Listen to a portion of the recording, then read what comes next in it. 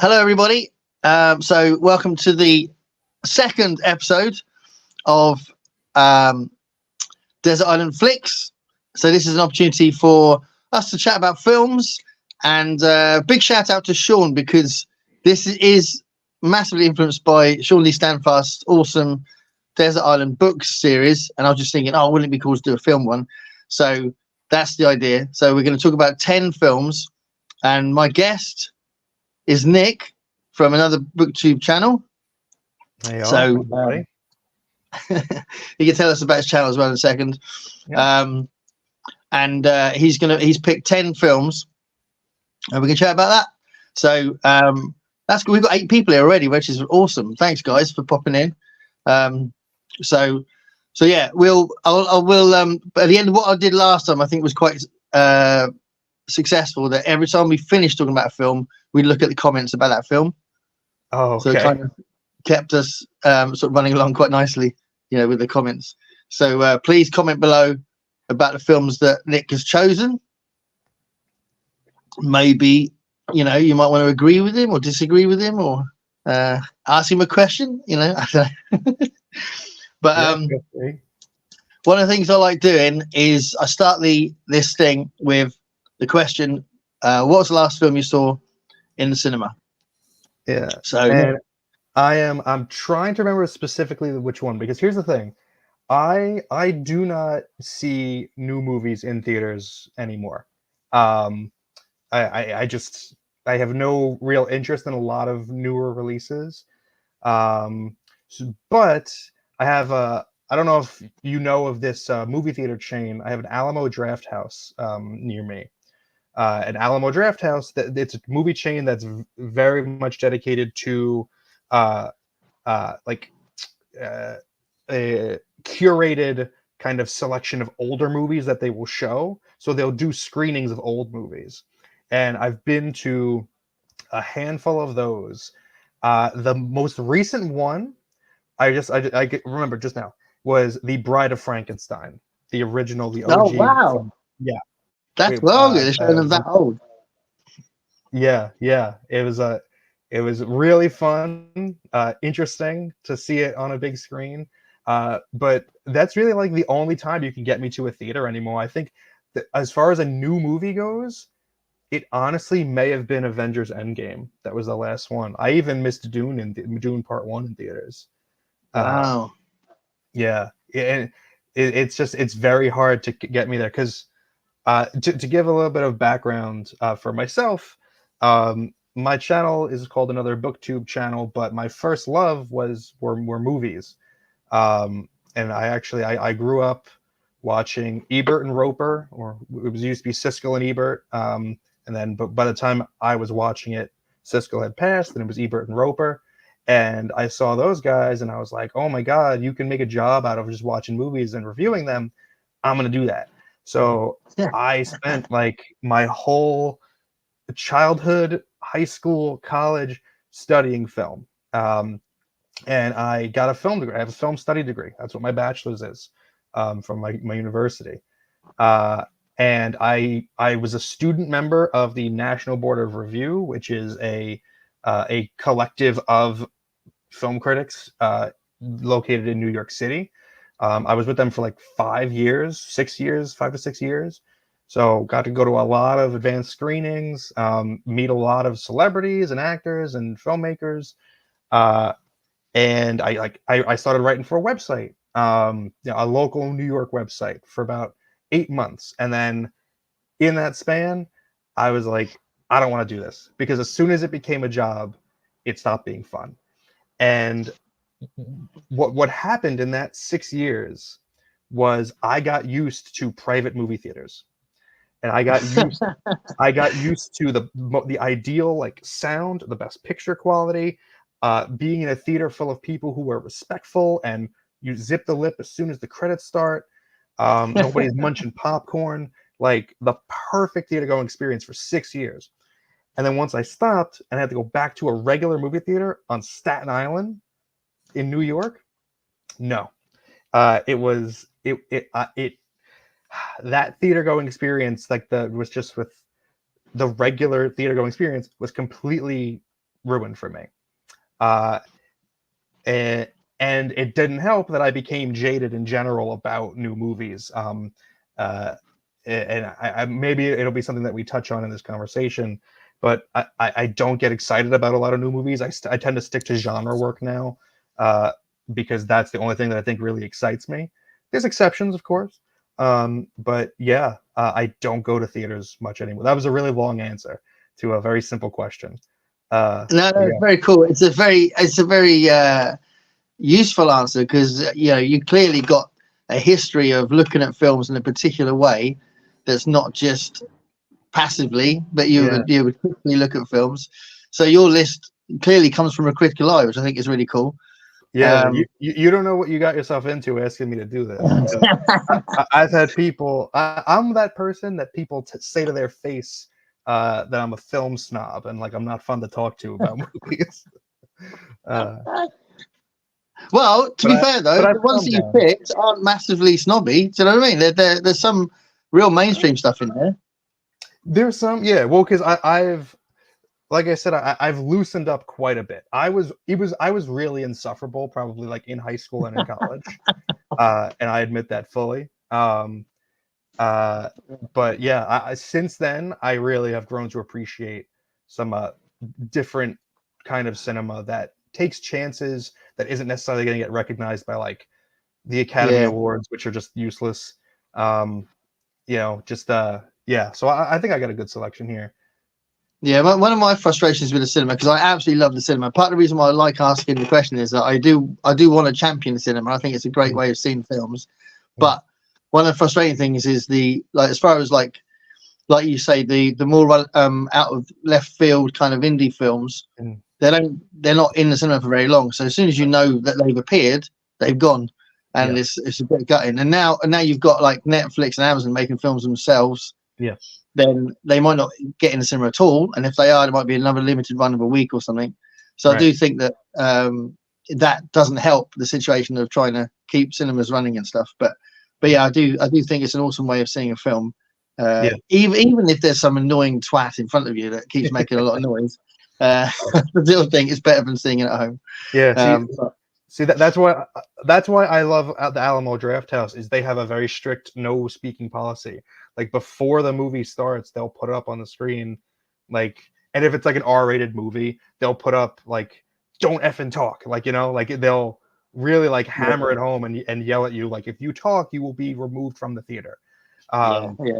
So that's why like I really like going there, and I like their selection of older movies. Like that's a lot of fun to me. It's such a relief when the trailers are running and there's like tons and tons of talking and there's like the audience is quite loud and you're just thinking, oh my god, what have I put myself into? And then suddenly it goes dead silent as the film starts. You go, oh, thank God for that. Yeah. I will say there is definitely a certain magic to seeing a movie in a theater, certain movies in theaters, I will say. And I'll talk about that in a couple of my movies where I think that they were enhanced or just really cool to see them in a theater experience, but we'll get to that. Yeah, I agree actually. And my local theater, this is funny. I'm British and calling it a theater is quite funny. I'm not expecting to see them like the actors live on stage, but no, cinema, theater, movie theater. My local one. It's a big View one. So I don't know if you know the View company, but it's a big View cinema, and. Oh god, what was I going to say? I was just going to say something. I just forgotten it. View Cinema. Oh yeah. No, sorry. I was going to say that I think some films are. It's that kind of idea of the big screen, the big sound, or that sort of stuff. That sort of makes a big difference. And then some films you think, well, does it really matter if I see that one in the cinema or not? So you can make that decision sometimes now, I think. Sure. And we've got good TVs, haven't we? So usually we've got good sound from our TVs. Have you got like a massive TV? Not the most massive I've seen. I have a decently sized television. I think it's like 48 inches or something. I don't know. I forget, but it's a decent size. It's the highest def that they can be. 4K, whatever. Even though I don't have a 4K like player or HD OLED, I like So yeah, you did say a bit about your channel. Do you want to say anything more about your channel before we get on with the films? I mean, yeah. So about my channel, it's called obviously another BookTube channel. So I'm talking about books primarily. During the week, I talk about prose novels. During the weekends, I do comic books. 'Cause I'm a big champion of comic books and how they are real literature, and they are just as valid as reading material as regular books. So I try to highlight the brilliance of some of my favorite comics on the weekends.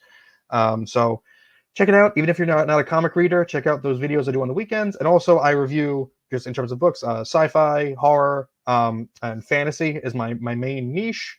So yeah, come check it out. Yeah, but yeah, Nick's very eloquent. His videos are awesome. The way he talks about books is really good. Oh, So definitely recommend it. Okay, so let's go on to the first film. So what's the first film we're going to talk about? I think the top of my list here. Okay, so I took your prompt very seriously of Desert Island Flicks. So I didn't just pick the my top 10 movies of all time. I tried to pick movies that would scratch a certain itch that I had on a desert island. So in this case, I wanted a movie that was going to keep me busy, because if you're on a desert island, you got a lot of time. I want something that I was going to need to think about for a long, long time. And that, I have visual aids here for some of them, is Mulholland Drive, a film by David Lynch from 2001. You said you didn't get a chance to watch this one, right? No, I didn't, but I know I've heard so much about it. I feel like I've seen it, but I know the experience will be different because I know it kind of, takes you in a different journey. Yeah, so I can't emphasize enough how much you have not seen it. Like, even if you think you know what it's about, because here's the thing, I've seen it twice, and I still could not give you a proper full plot synopsis. At its most basic, it is the story of a woman played by Naomi Watts, who plays Betty, who shows up. Yeah, I love her, and this I got such a big crush on her after this movie, because I think she's so pretty, and she's a great actress. She's incredible. But she goes to Hollywood to become a famous actress, the typical thing, and she ends up meeting this woman who is an amnesiac. She was in a car accident and doesn't remember how she got there, who she really is, or anything like that. And them two just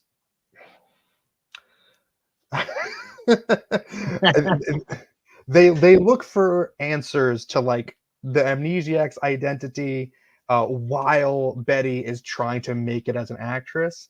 And that is literally the most basic explanation I could give you. There is so much more to it, and it's done in a way that only David Lynch can do. No, that's awesome. Yeah. So I'm sure there'll be people watching this that will be like, "Oh my god, yeah, great choice." So I feel like I need to see it.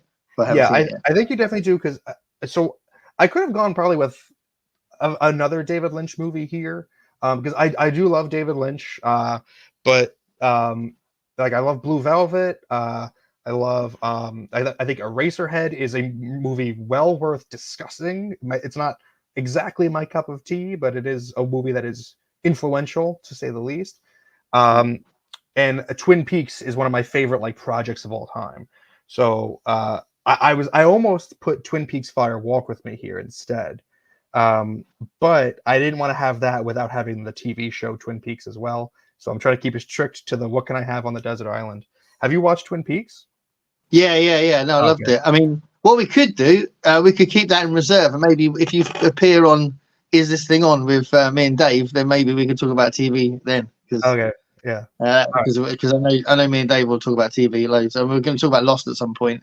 That's going to be a theme to one of our and Twin Peaks is definitely an influence on Lost, wasn't it? Oh yeah, for sure. Twin Peaks is an influence on modern television. Just in so much owes a lot to Twin Peaks. I mean, it completely changed the way that an hour-long drama could be, what you can do with it. Like the fact that it goes into it's horror, it's romance, it's supernatural, it's esoteric and weird and funny. It is a show unlike anything else. And then David Lynch came back with season 3 10 years ago or whatever, and he did something completely different with it, and he made it the most David Lynch thing in the world. It was awesome. But I'm digressing away from Mulholland Drive. I will. It's a tough one to talk about without spoiling anything, especially if since you haven't also seen it. But I think it is a wonderful movie that, at its even just looking at the plot, you can talk for hours trying to just pick apart what happened, because there's a this isn't a spoiler, but there's a major shift at like the midway or 3/4 mark of the movie that changes literally everything, and you as a viewer are trying to take these puzzle pieces and fit them into like, okay, so what is this, like, how did this happen, what is this So mean? is that because some, like, you learned the character and the audience learned something about the amnesiac? Is that what it is? And then Maybe it's not as black and white as that. I'm not after. I don't want to know. I don't want it No. spoiled. But I thought that might have been something you could say. I couldn't even answer you yes or no to that, because it is open to interpretation what happens, you know? And people say that all the time about like a movie that maybe is a little bit tougher, where it's like, oh, you know, half the fun is really just like trying to see what you could piece together.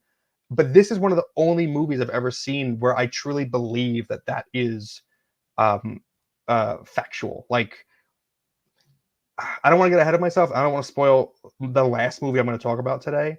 But when we get there, I have a movie on my list that a lot of people talk about how, like, oh, you know, your interpretation comes into it a lot. And I think that that's part of it, but I do think it's a rather straightforward movie when you like really think about it. This one, there's nothing straightforward about it. It is truly a work of art in the strictest sense of the word, because films are an art form, and I think that's what a lot of people forget. And just like if you're looking at a painting in a museum, your life experience, the context that you bring to that painting will affect how that painting affects you. And that's what Mulholland Drive is everyone is going to see it differently and have a different idea. And it's one of the only movies I've seen that truly like lives up to that explanation, if that makes sense. Yeah, it does.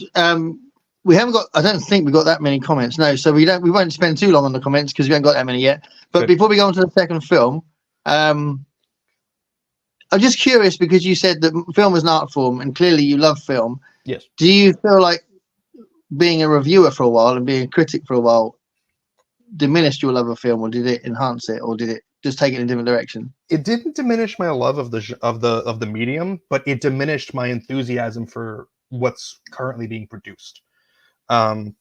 So I couldn't tell you what's like one best picture the past few years. I think, like, because I haven't seen them. Like, I don't make a point to watch the Oscar nominees anymore, because I'm just like, I know what message they're gonna have. I know what the Academy likes to push. And I feel like they don't take risks anymore. Usually the Academy is good for like one genuinely like surprising movie a year, and sometimes they get it right. Like Parasite a few years ago. I love Parasite. That was a fantastic I love movie. that film. Yeah, I really love that film. And well worthy of Best Picture, which I believe it won. It did win, yeah. But that was a very big surprise, wasn't it? Because a lot of people hadn't heard of it, and they were definitely championing something. You know, Korean movie, not non-English, and that was really cool. But a lot of other new stuff, like I couldn't really care less about it. Because it just I got to a point where I was seeing a lot of just like samey stuff, and it was frustrating. I think it might be. I don't know if it's also that there's so much being made now, because there's a lot of independent films being made now as well, isn't there? And there's like studios like A24 that is putting out really interesting stuff. And it seems like there's so much out there that you can see the sort of the staleness of the event film, but then you can also see some of the interesting things coming out underneath it all. Yeah, like the summer blockbuster is completely like dead to me. I saw Barbie. I didn't see it in theaters, but I saw Barbie, and it was fun. It was a charming movie. It's supposed to be good. Yeah, and I like Christopher Nolan, but I didn't see Oppenheimer. I will at some point. Yeah. But like I didn't see his past couple movies. I didn't see like Tenet. I didn't see Dunkirk. I would love to know what you think of Tenet. Actually, when you do see it, try and remember to tell me what you thought of it, because I think it's a very brave film, but it's also pretentious. I've heard very mixed things about it. Yeah. So you can kind of they're both of those two things are juggling, I think, between themselves, like being on the one hand very brave and on the other hand very pretentious. Yeah, it's a thin line sometimes. Yeah, and then I don't think Nolan really cares about how far he goes down that line. So yeah. So let's have a quick look at this messages. So we've got Medium John Silver's up. So hi guys, thanks for coming in. And back in college, a film co-op showed a double feature of The Bride of Frankenstein and Young Frankenstein. Young Frankenstein. You're going to talk about one of those in a minute. Yeah, I will. That's awesome. That's a good double bill, actually, isn't it? I love that. It's weird because actually, when I had seen Bride of Frankenstein again, it had been forever since I saw it the first time, and like there's parts of it, I mean, where you can see exactly where Mel Brooks is lifting it from, like the old hermit, the blind hermit. That's all from Bride of Frankenstein. It is. Yeah. But we'll save that. Book buds are here. Awesome. Love independent movie theaters as opposed to the big chains. Yeah. It gets definitely a different vibe in the smaller theaters. Definitely, for sure. Awesome. All right, thanks guys for commenting. Please carry on the chat if you can, if something comes to you. So the second film. If it's the same, if it's the second one on the list, then I love this film so much. Yeah, so I'll just go down to the second one on my list. So this one I was thinking I want a movie that I can stop at any moment and see something beautiful. And this is a movie where I think there's like a phrase that gets tossed around a lot, that the phrase is every frame a painting. And this is the movie where I think that phrase like originates from. And that's Seven Samurai by Akira Kurosawa. Which this is the only movie on this list that I rewatched for this this live stream, because it had been a hot minute since I'd seen it, and God, I was blown away again by it. It is a phenomenal movie. Yeah, it really is. Yeah. So for those who are watching that maybe haven't seen it, it is set in, I think, 15 something. It's in like the 16th century or something in Japan, and farmers in a village. It's like there's a civil war going on. Times are tough all over, and these farmers are being threatened by bandits who are going to come in and like just steal all of their crops. And if they do that, if that happens, they will die. They will have nothing left. So they hire 7 samurai to defend their village for them against these like 40 bandits or something like that. If it sounds familiar, it was remade by Pixar as A Bug's Life. Love it. That's the first place you go. Love it. Yeah. It was also remade in the US as The Magnificent Seven. But Seven Samurai is the edition that I love. I love Akira Kurosawa. He's one of my favorite directors of all time. And this movie, like I said, it is one that it is a 3.5 hour movie, which is with an intermission, which is nice.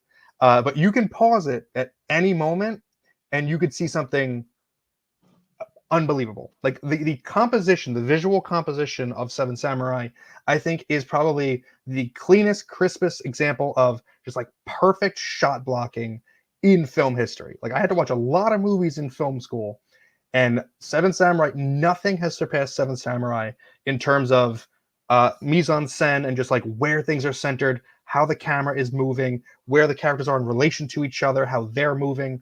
It is every single shot of the movie is so carefully plotted and planned. It's exceptional. It's stunning.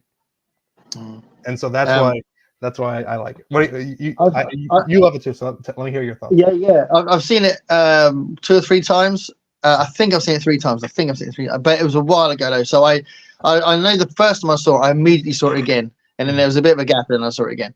And I need to see it because I have this really vivid image still in my head of that last battle with the rain coming down. Yeah. And the guy, the shorter guy, in that sort of ditch, and it's all really chaotic, and it's incredible. It's so like you say, it's visually stunning all the way through it. Even the smaller parts as well, like not necessarily the battles, but even the conversational parts. The way it's framed is beautiful as well. Yeah, well, for a 3.5-hour action movie, and that's what it is. It is one of the first true action blockbusters ever made. It's just that it was in Japan in 1954. For an action movie, there's only about 20 minutes, 25 minutes maybe of action total. That final climactic battle in the rain, that's 6 minutes. That's it. Right. But every other aspect of it is still so very riveting. And this is where I gotta put my film professor hat on. I want to just teach maybe people who don't know this word in the audience. The term is blocking. And what blocking is the way that bodies are situated in the frame so that you can see, to create some kind of interesting visual field. So right now, this is, if you're just looking at my camera, this is very boring blocking. I'm in the foreground, I have a background. What Seven Samurai is so good at is here's a camera, here's another character right in the foreground. Then there's a character here, and then there's going to be someone else coming through that door in a moment. And everything's in focus, and it's creating a single visual image that has meaning to it. And that's something that I think is missing, again, in a lot of modern cinema, is meaningful shot composition. You'll get maybe like sequences that are really nice, that are well filmed, but again, for a 3.5-hour movie, every single shot is like that. I challenge anybody watching this to watch Seven Samurai. Show me a shot. Show me a shot or a scene that wasn't planned carefully. That doesn't work. And one of the people that Kurosawa influenced was Sergio Leone, wasn't he?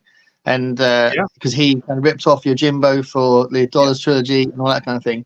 But his composition's a similar kind of thing, isn't it? Where he blocks the characters and the scenery is brilliant and very deliberate, isn't it? Yes.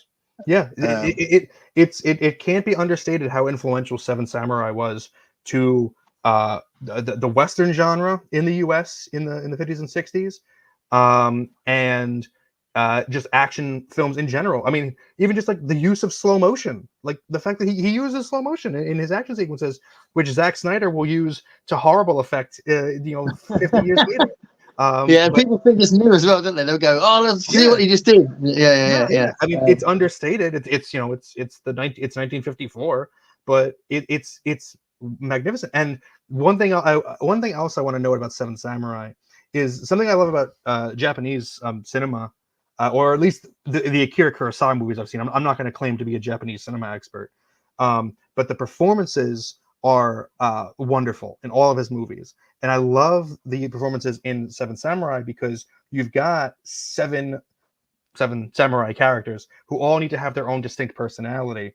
And the way that the performers are being just tells you exactly what you need to know about them. The standout being Toshiro Maifune, who plays Kikuchiyo, who is like the really like crazy one that's always jumping around. He's got his butt out like the whole movie.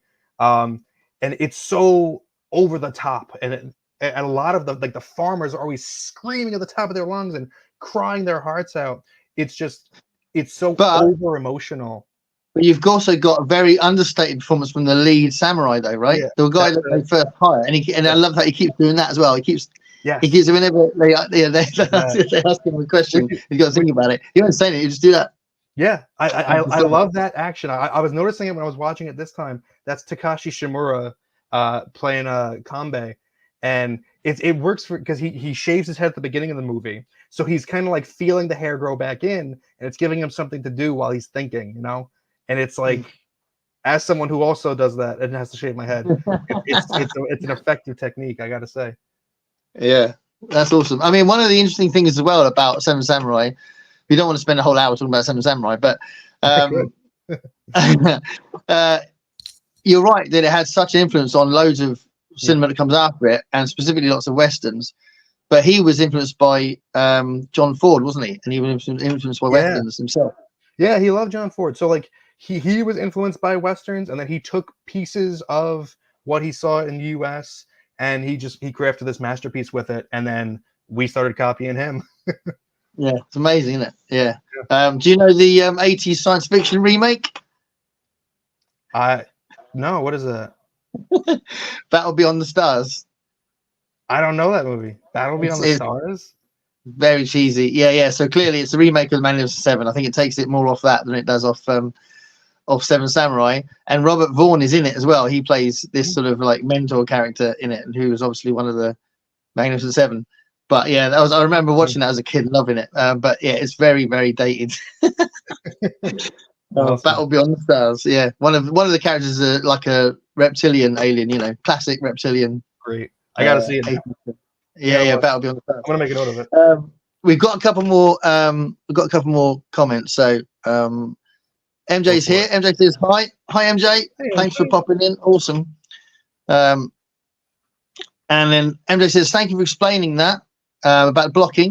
I can visually imagine what you're talking about. Brilliant. You got it.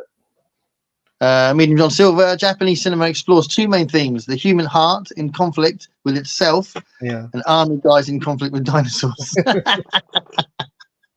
I still have to see Godzilla -1. Yeah, it's supposed to be amazing. I'm not a huge Godzilla fan, like honestly, just up front. But that movie I've heard really great things about, so I would love to see it. I love the fact that I'm a bit embarrassed about not loving Godzilla. I think the fans are so like, Godzilla's amazing. I never got around to it. I saw the Matthew Broderick one in '98. Yeah.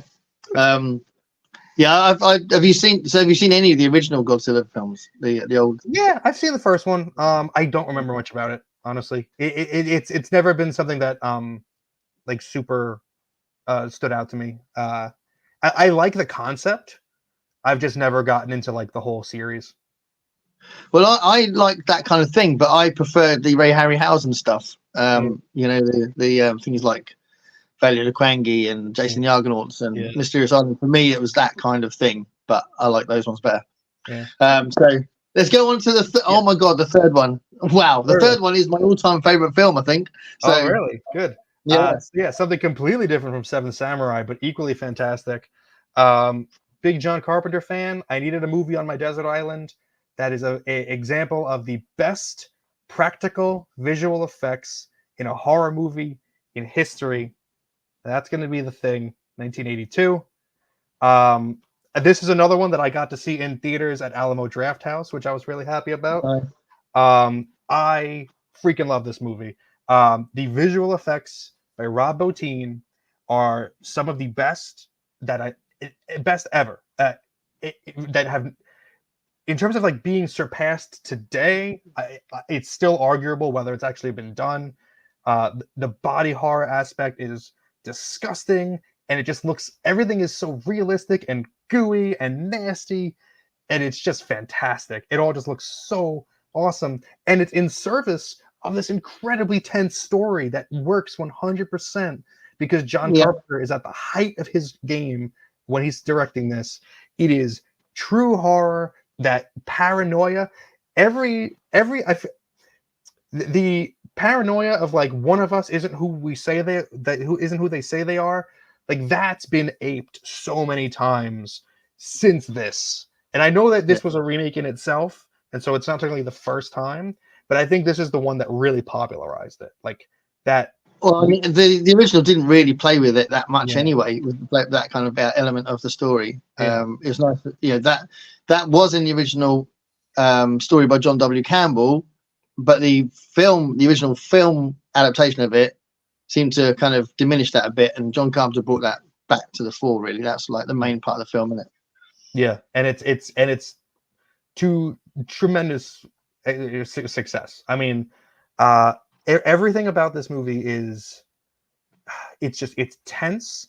It's well acted. Again, you got Kurt Russell, you got Keith David, Wilford Brimley, like everyone's crushing it.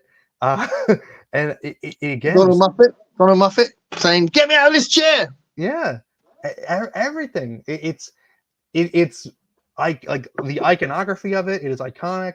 The monster design, like all of the various, like what happens to the people and like the dogs, when the thing is like like going Oh, crazy. what a It's way to start a film! To start a film with a helicopter yeah, chasing a dog and trying to shoot it. What a way to start a film! You're like, right. what is going on? Why does this director hate dogs? And Yeah, obviously, what it is this ain't just dog a done? dog. Yeah, like It's not a dog. clearly the dog, because if you first time you ever see it, you're like, these guys are jerks. This is just a good boy. The dog can't do anything wrong, and then the dog does something wrong. The dog is a bad boy after all. Yeah, yeah. So I mean, that's I love the fact there's a few films like this, like the original Alien film as well, yeah. where That was I almost love on my this. Yeah, a set of character actors being pretty ordinary Mhm. with an amazing script, with Yeah. a situation that is extraordinary, but as characters and the way they play them is really ordinary, and I love that. Yeah, yeah. It's so real. Yes, it is very real, and that's part of it. It is just that you like them.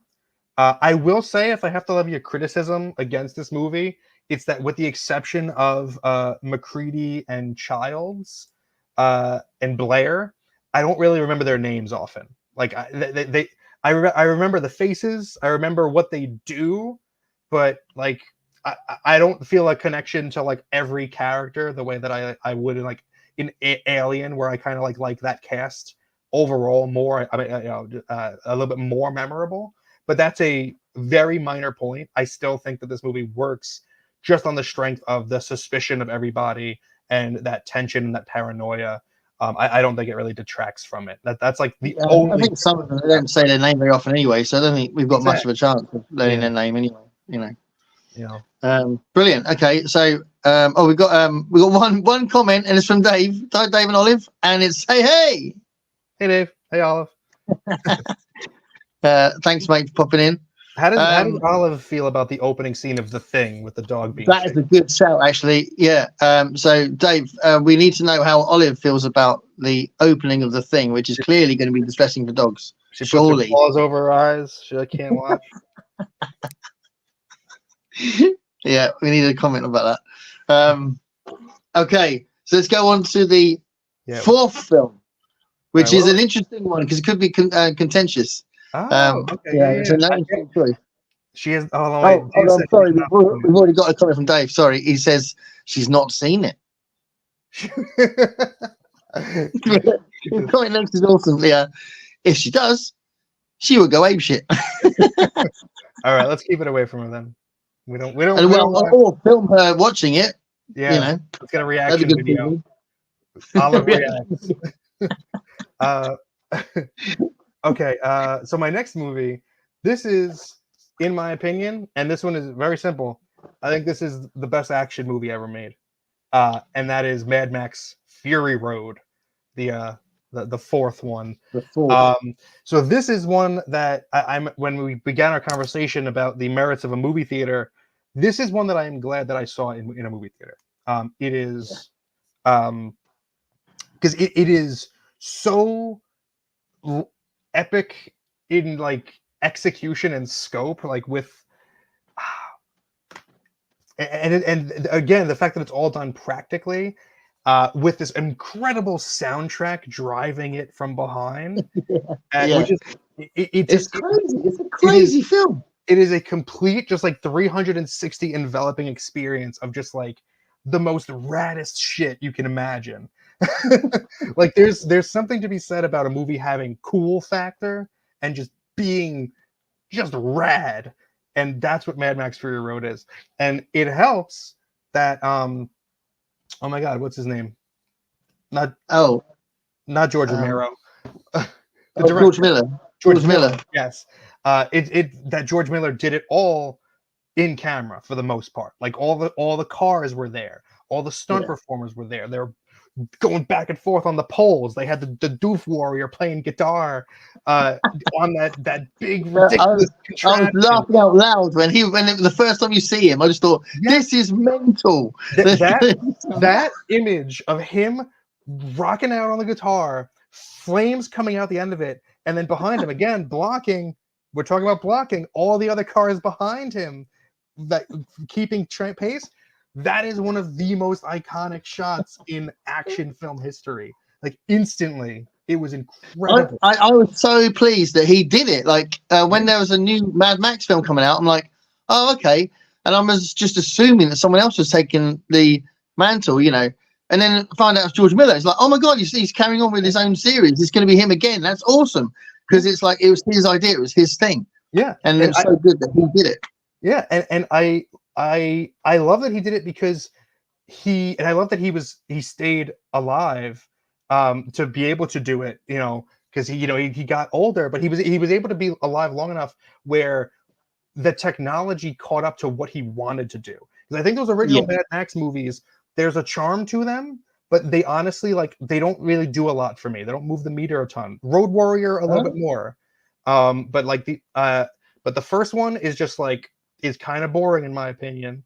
Sorry, and it's more of a conceptual thing, I think, isn't it? The first one. I actually haven't seen Thunderdome. I like it. A lot of people don't like it, but I like it.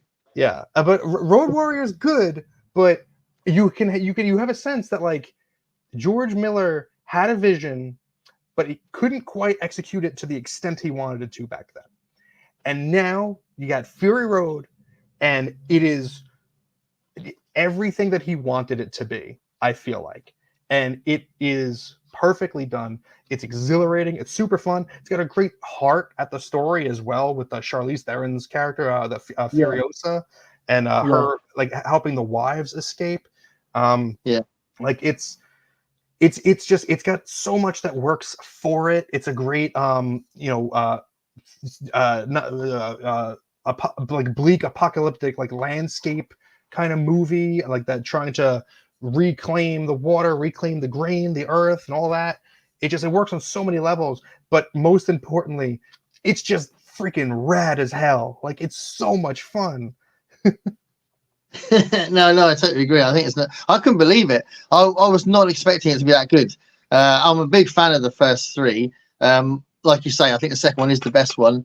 And I've seen the second one so many times. And I think the third one is like the second one, but nowhere near as quirky and interesting. But it's got a similar kind of vibe. But yeah, I mean, I walked out of that cinema absolutely stunned, thinking, I can't believe he's just done that. Have you seen the trailer for the new one? Yes, and I think it has potential. I was disappointed to hear it's not all practical again. That he's using a lot of more computer systems. Which it's it's understandable, I guess. It was probably really, really difficult to have to do that the first time, and then to do it again, probably still in the midst of pandemic requirements wherever they filmed, to just coordinate that kind of a massive scale thing. That's my guess. I don't actually know, but if it's still if it has a banging soundtrack and it's got some cool action set pieces, I'm down. I think he's got the pace down, isn't he? It'll be thrilling at least, Yeah, definitely for sure. I'm just hoping that the visuals don't get a little too rubbery and ugly, like the way that a lot of modern CGI is. That remains to be seen. So we have got a comment from Diana. So Diana, hi Diana. She says, blocking. We're talking blocking. So clearly, she knows her stuff. She better. She lives with me. Oh, okay.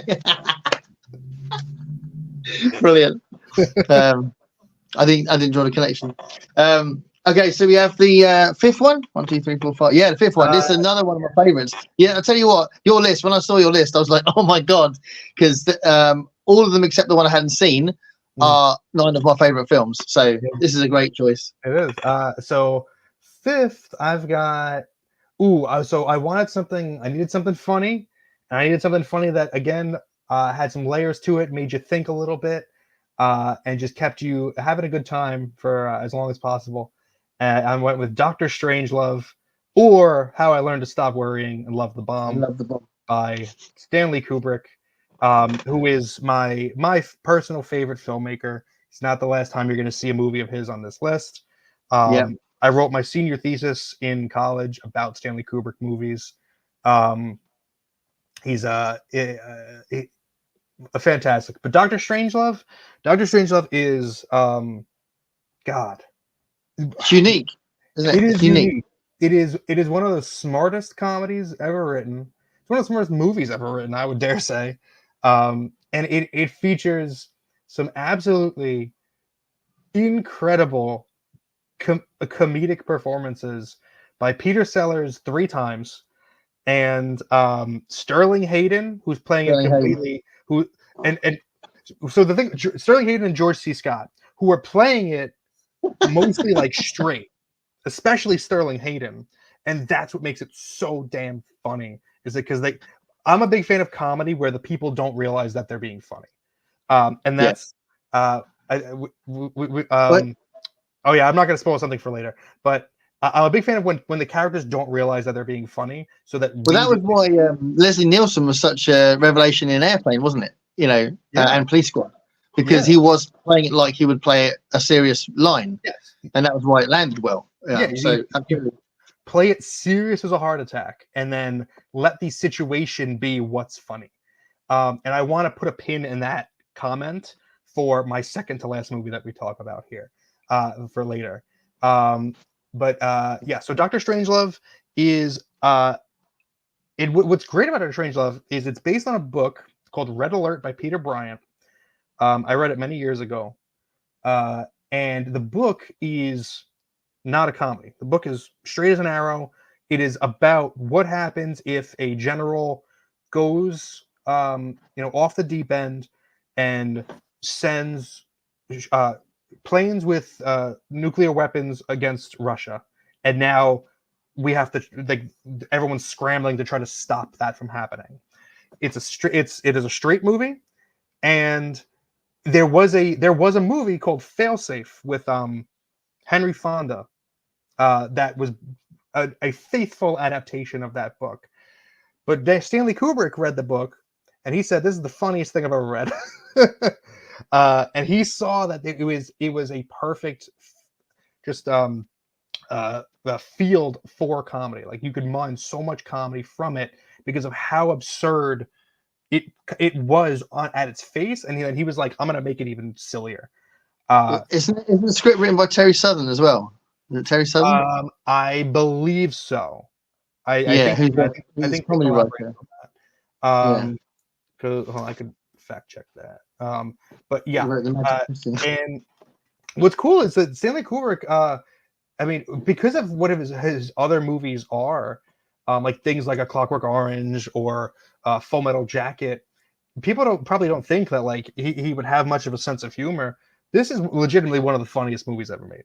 It is absolutely hysterical, and it's scary because it almost feels like it really could happen. It definitely could. Definitely. I mean, that's why it's so important. I think it's an important film.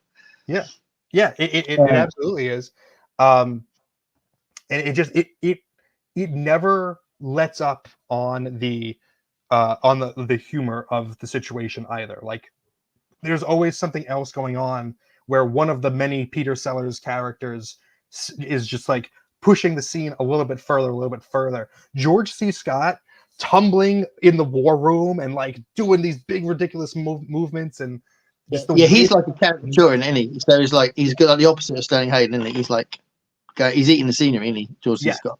George C. Scott is absolutely eating the scenery. That's a good way to put it. But what's weird is that he's still like 100% earnest in his delivery. And I think I've read that like George C. Scott would do multiple takes where he wanted to play it more straight, and then Stanley Kubrick says like basically like, okay, now do a silly one, and then in the movie it's all the silly ones. It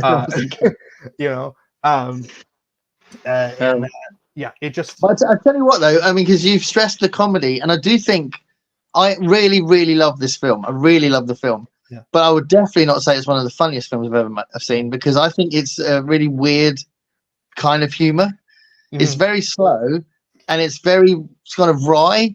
It's like it's very knowing, and it kind of gently winks. And the lines they're funny, but they're not funny. They're funny in a more chilling way than funny in a laugh out loud way. You know what I mean? Yeah, so I mean, I think the funniest film ever made is Spinal Tap, which is a very different humor. oh yeah. It's a very different type of humor. Yeah, It's not, like I said, I prefer I prefer comedies where the comedy comes naturally from the situation and the characters, and it's not like improv. Like sometimes it's funny, but like yeah, we'll get into that later. Again, the yeah, second last movie we'll talk about, we'll get into that. Um, but it's kind of closer to what I would say the TV show Arrested Development. I don't know if you ever watched that. yeah, Arrested yeah, Development, especially those first 2 or 3 seasons, it's a show that is hysterical, even if you're not laughing at it, because it's so clever. Like just yeah, the way that they're yeah, able to sculpt the jokes, the way that the characters react to certain things is is so funny. And but there's not always that laugh out loud aspect to it. That's kind yeah, of one of the weird things about comedy is that you can have humor without laughs, yeah, yeah, which yeah, yeah, yeah. No, sounds you can. sounds contradictory. Yeah, Sounds like it shouldn't work. Uh, Doctor Strangelove is a movie that does make me laugh. I think it helps to see it multiple times. I think the first time you see it, when you're getting a lay of like the mood, you might not laugh a ton, but you'll smirk. You'll go, yeah, "Mhm, yeah. No, oh my the last God." time I watched it was the version I enjoyed the most, which was like the third or fourth time I saw it, and that was with my son. Yeah. So I said to him, "You've got to see this," and we watched it together. So he's 22, so Yeah. I don't think I'd say to a 16-year-old, "I'll watch this." But he's Yeah. in his 20s, Yeah. and he absolutely got it. He loved it. But I found it funnier Yeah. than I had seen that I found it in previous times. So I think the humor is something that grows on you Yeah. as you Yeah, watch it as I well. think it's something that gets better with age in terms of your age. Like as you get Yeah, older and you learn more about like how the world works in reality, you see this movie and you cannot help but laugh because it's the only defense you have to how terrifying reality is, you know? but right from the first time you see it, you would find Slim Pickens' character funny, though, right? Oh yeah. When he's sticking the Stetson on and it's like we're going to get those Ruskies, and it's just his entire approach is like Yeah. uh, scarily surreal and He's waving the somehow. cowboy hat going down the bomb. But now that just looks like MAGA, doesn't it? Now that Slim Pickens character, Slim Pickens just wants to make America great again. You said it. Yeah. Next time I watch that film, I'll have that in my head and I go, oh my god, these people exist. This is not so weird. Yeah, yeah, and they are afraid. As Medium John Silver in the comments says, you got to preserve our precious bodily fluids because they're afraid of the fluoride in the water. You know That's the consistent thing that he keeps saying, isn't it? And it's just amazing. yeah. And that's another thing that we'll move on to the next movie because I don't want to take up the whole time. But there's that initial scene where Sterling Hayden's General Jack D. Ripper is talking to Captain Mandrake, and he's like giving him. He's got the cigar in his mouth, and he's giving him, he's telling him like why he's done what he's done, and it's this really serious, intense monologue, and you're thinking this guy's out of his mind, like he's so like serious, and the last line of it is he mentions about the preservation of our precious bodily fluids, and as the audience, you just go, "Wait, what did he say?" What? And that's the humor, like that's the type of humor. It's like, Yeah, yeah. what? Yeah, That's it's incredibly subtle, isn't it? It's really, yeah. really subtle. Yeah. And then you have obviously there's the famous line, "We can't fight in here. This is the war room." War room. It's great. It's so great. It's this beautiful line, but yeah, fantastic. You know about the original ending? I might have done, but go on, tell me. So this movie came out in 1964, early 1964, I believe.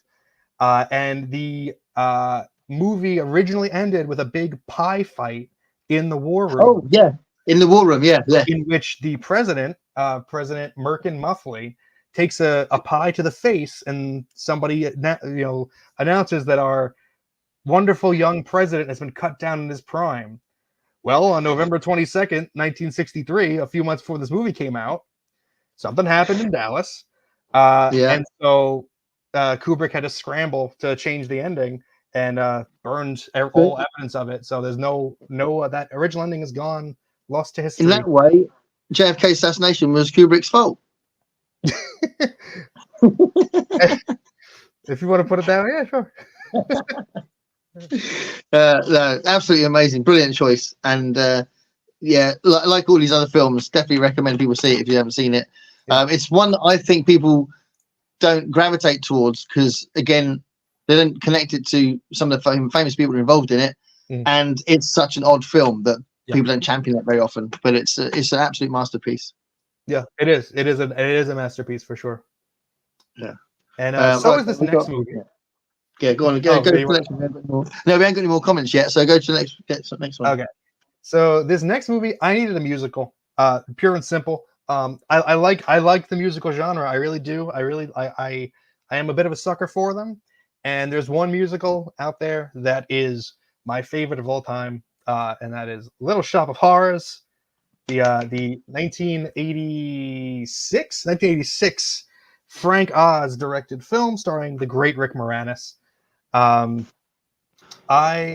adore well, all sorts of people. There's so many cameos, isn't there? Yeah. And you got Rick Moranis, and you got the great cameos from Steve Martin, Bill Murray, Jim Belushi pops up, John Candy pops up, Christopher Guest pops up. It's such a this is just like a feel good movie to me. Like, this is such a fun movie. I love the songs. I love the premise. I love the puppetry. You could probably tell a trend here from the previous movies I talked about, but I love practical effects, and maybe just as much as I love this movie, I love like the behind the scenes stuff of this movie, where you see the puppeteers like working the Audrey 2 and how they filmed it with Rick Moranis, like to make it work on screen. Because do you know about the original ending of this one? Yes, I actually watched it this morning. That's amazing, isn't it?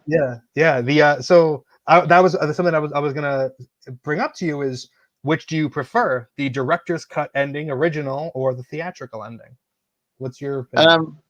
I am used to the theatrical ending, so it's fine. But I love the fact that you've got these alternatives, and I think it's hilarious that they did something that was pretty cynical, and then the test audiences are like, "I don't like that ending. Can you change it, please?"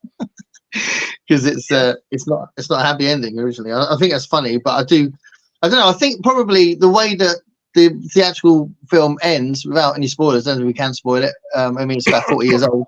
Does it matter? I don't know. But it is a bit of a sudden ending, so it is a little bit of a. You could definitely argue that it's a bit of a cop out, but it has also got a really sweet ending as well. It kind of allows for a sweet epilogue or whatever. But I do love the fact that they spent all that money filming this awesome stuff with the fantastic stuff from Henson's Workshop, and then couldn't use it because they didn't like it. Yeah. I think audiences were like, "No, that's too bleak. We don't like that." And so I have the director's cut on Blu-ray, and I just watched the director's cut ending for the first time this morning because I just hadn't gotten around to it, and I like it a lot because of the craftsmanship of it. The again, just like all of the Audrey 2s, like it's just like causing mayhem throughout the city and the world, and there's some really funny like visual gags in there. But there's something about it that just like, I don't know, like it didn't work. Like it wasn't a satisfying ending, like honestly to me. And I was like, oh my god, did they get this right to change it? And I think they did. I think the theatrical is a bit more of a satisfying ending for the characters and for the audience in turn. Because so the original ending, which is what the musical ending was on stage, it has the very bleak ending, and it fits with the theme of like greed getting out of hand, like that wanting to get more and literally bleeding yourself dry and like selling your soul for fame and all that. But my issue with that theme is I never personally fully bought it, especially like for this movie version at least, because to me, Rick Moranis, Seymour Krelborn was not being greedy. Like, it's not greed to want to get out of Skid Row and get a better life for yourself. Yeah, you know? no, absolutely, yeah. You know, like he didn't turn into like a scale. He didn't turn into like. Well, he's kind of the victim because all the way through it, Audrey 2's making him do that stuff. Exactly. So like to have him get like comeuppance at the end doesn't feel earned to me. So that's why I think that the theatrical version works a little bit better, because it's just I don't buy that Seymour needed to like learn a lesson like that. Like, I think he learned a lesson plenty already. Yeah. I saw that in the theater, as in a actual theater, theatrical theater. I don't know, what do you say? You must say theater over there, right? In a theater. Yeah. And that's quite funny that that's throwing me. But I saw it in 2 consecutive nights, because basically 2 different people wanted to see it at different nights, and I went, I'll go twice. So it was a really good production. The puppetry on stage was really good. But one of the really nice things I liked, and it was just something I wasn't expecting, I don't know if this is really obvious, but they ended the show with Mean Green Mother from Outer Space, which was a song that was made for the film. Yes. So the play's all finished, and then they come on, do their bows, and then they start Mean Green Mother from Outer Space, and Audrey 2 singing it, as in the puppet Audrey 2. Yeah. Then halfway through the song, the guy who was doing Audrey 2's voice comes out and sings as himself from the front. I thought that was well good. Oh, nice. That's awesome. So, and he was really loving it. He was like, you could see that he was thinking, it was me, That was really good. That's great. Yeah. I saw also a theatrical production of this. It was at my my college, my university. I knew it, like I was friends with all the theater kids because of me being in the film course. We all had crossover, and a bunch of my friends were in that production, and it was a lot of fun. I haven't seen like a professional production, but it was really well done. So just back to the movie. I mean, another reason I love it, like I said, I love Rick Moranis, and I think it's surprising that like he's good at a musical. Like you don't really expect that, in my opinion. He's got a good voice. Good voice. Yeah, and again, like the way that they filmed it, when I found out that like the way that because he has a duet with the Audrey 2 in the middle of the movie. It's a really fast-paced song, and I found out that to make that happen, they can only move the puppet so quick. So Rick Moranis performed the scene in like half speed, so that they can run the film back at double speed to make it seem like it was happening. Oh, I didn't know that. That's awesome. And like when you watch that scene and you consider that, like Rick Moranis is a dog.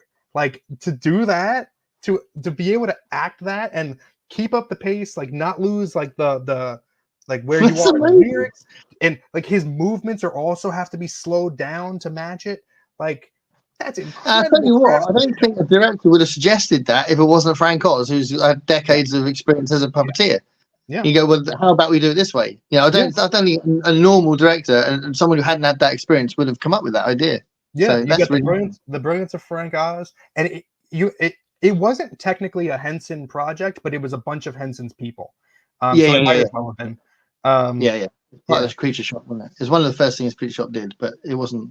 Yeah. It wasn't like. And and just like Ellen Green's crazy accent, Steve Martin absolutely crush it. Steve Martin steals the movie in his brief time there. He's amazing. It's one of the best things he's ever done. Yeah, easily, and him and Bill Murray together in that little cameo sequence it's unbelievable. It's so fun. It's so funny. I just love it. But also how brilliant are the songs? I mean, every single song is fantastic. Bangers. Even the slow songs. Every musical has the slow song where it's like, all right, get up, go to the bathroom. Even like, but like Somewhere That's Green is so good.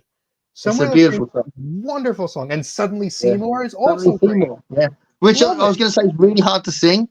Some of my students were kind of working on Suddenly Seymour last year. And the guy who was singing the Rick Moranis bit was like, oh my God, this is actually really hard. It's like, yeah, it is really hard. Keep working on it. But yeah, let's have a look at the comments. So So Brian's appeared. So hi, Brian. Nice to see you. And then hold on. Dave says hi, Brian. And then Medium John Silver says, I only saw Little Hot Shop of Horrors on stage, so I haven't seen the film. So yeah, definitely seek out the film. It's definitely worthwhile. It really is very special. I just wonder how my dentist feels about it. Yeah, I wonder how Ron feel about it. Yeah. Yeah, maybe loads of dentists get together and watch it together. Maybe that's the thing. Yeah, they're probably like, oh no, our secrets are out. They're on to us. Digit Bibliophile, hello, nice one. I was going to ask if you wanted to appear on the show at some point, but I'll do that separately. Why do that on camera? But yeah, she's got a fantastic channel, and she specializes in fairy tales, and it's very cool the way she looks at Grimm's fairy tales and stuff. Nice. Okay, let's have a look at the next one. So we're getting on to number 6 or 7. Film number 7. Yes. So this is another one, another great comedy. It was mentioned earlier, and this one, I just grew up with this movie, and it's one of Mel Brooks's finest, and that's Young Frankenstein. It is that's a movie that truly, like, family movie night was owned by Young Frankenstein in my house. Like, it was this, and then another movie that's going to come up later, where everybody in my family, we used to sit and just laugh hysterically at it. Even my father, who has no discernible sense of humor that I could find in my life knowing him, even he thinks that this is a funny movie. And it's so wonderfully silly. And it's the best of what Mel Brooks does, which is like clever wordplay, I think a lot, and just mining gold from any situation that he puts on screen. And the again, like, so many super fun sequences, like the putting on the Ritz sequence is just, it's so goofy. It's so goofy, and it still works. It's still super. For all my adult life, I've been quoting Abby Normal. Is like one of the best lines. Abby Normal.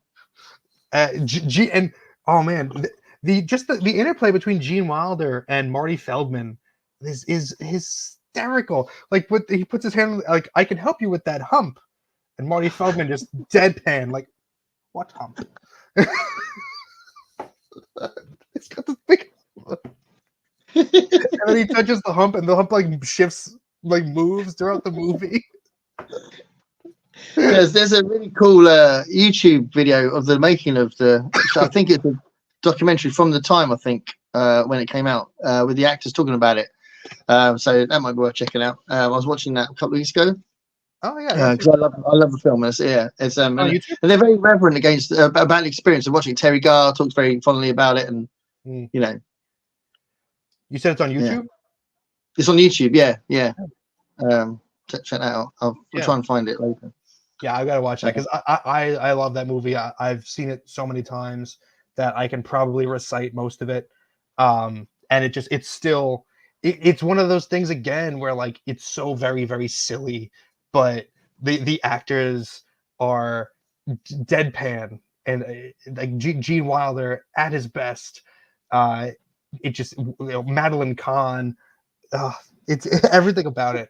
Everything about it. It's really funny every time.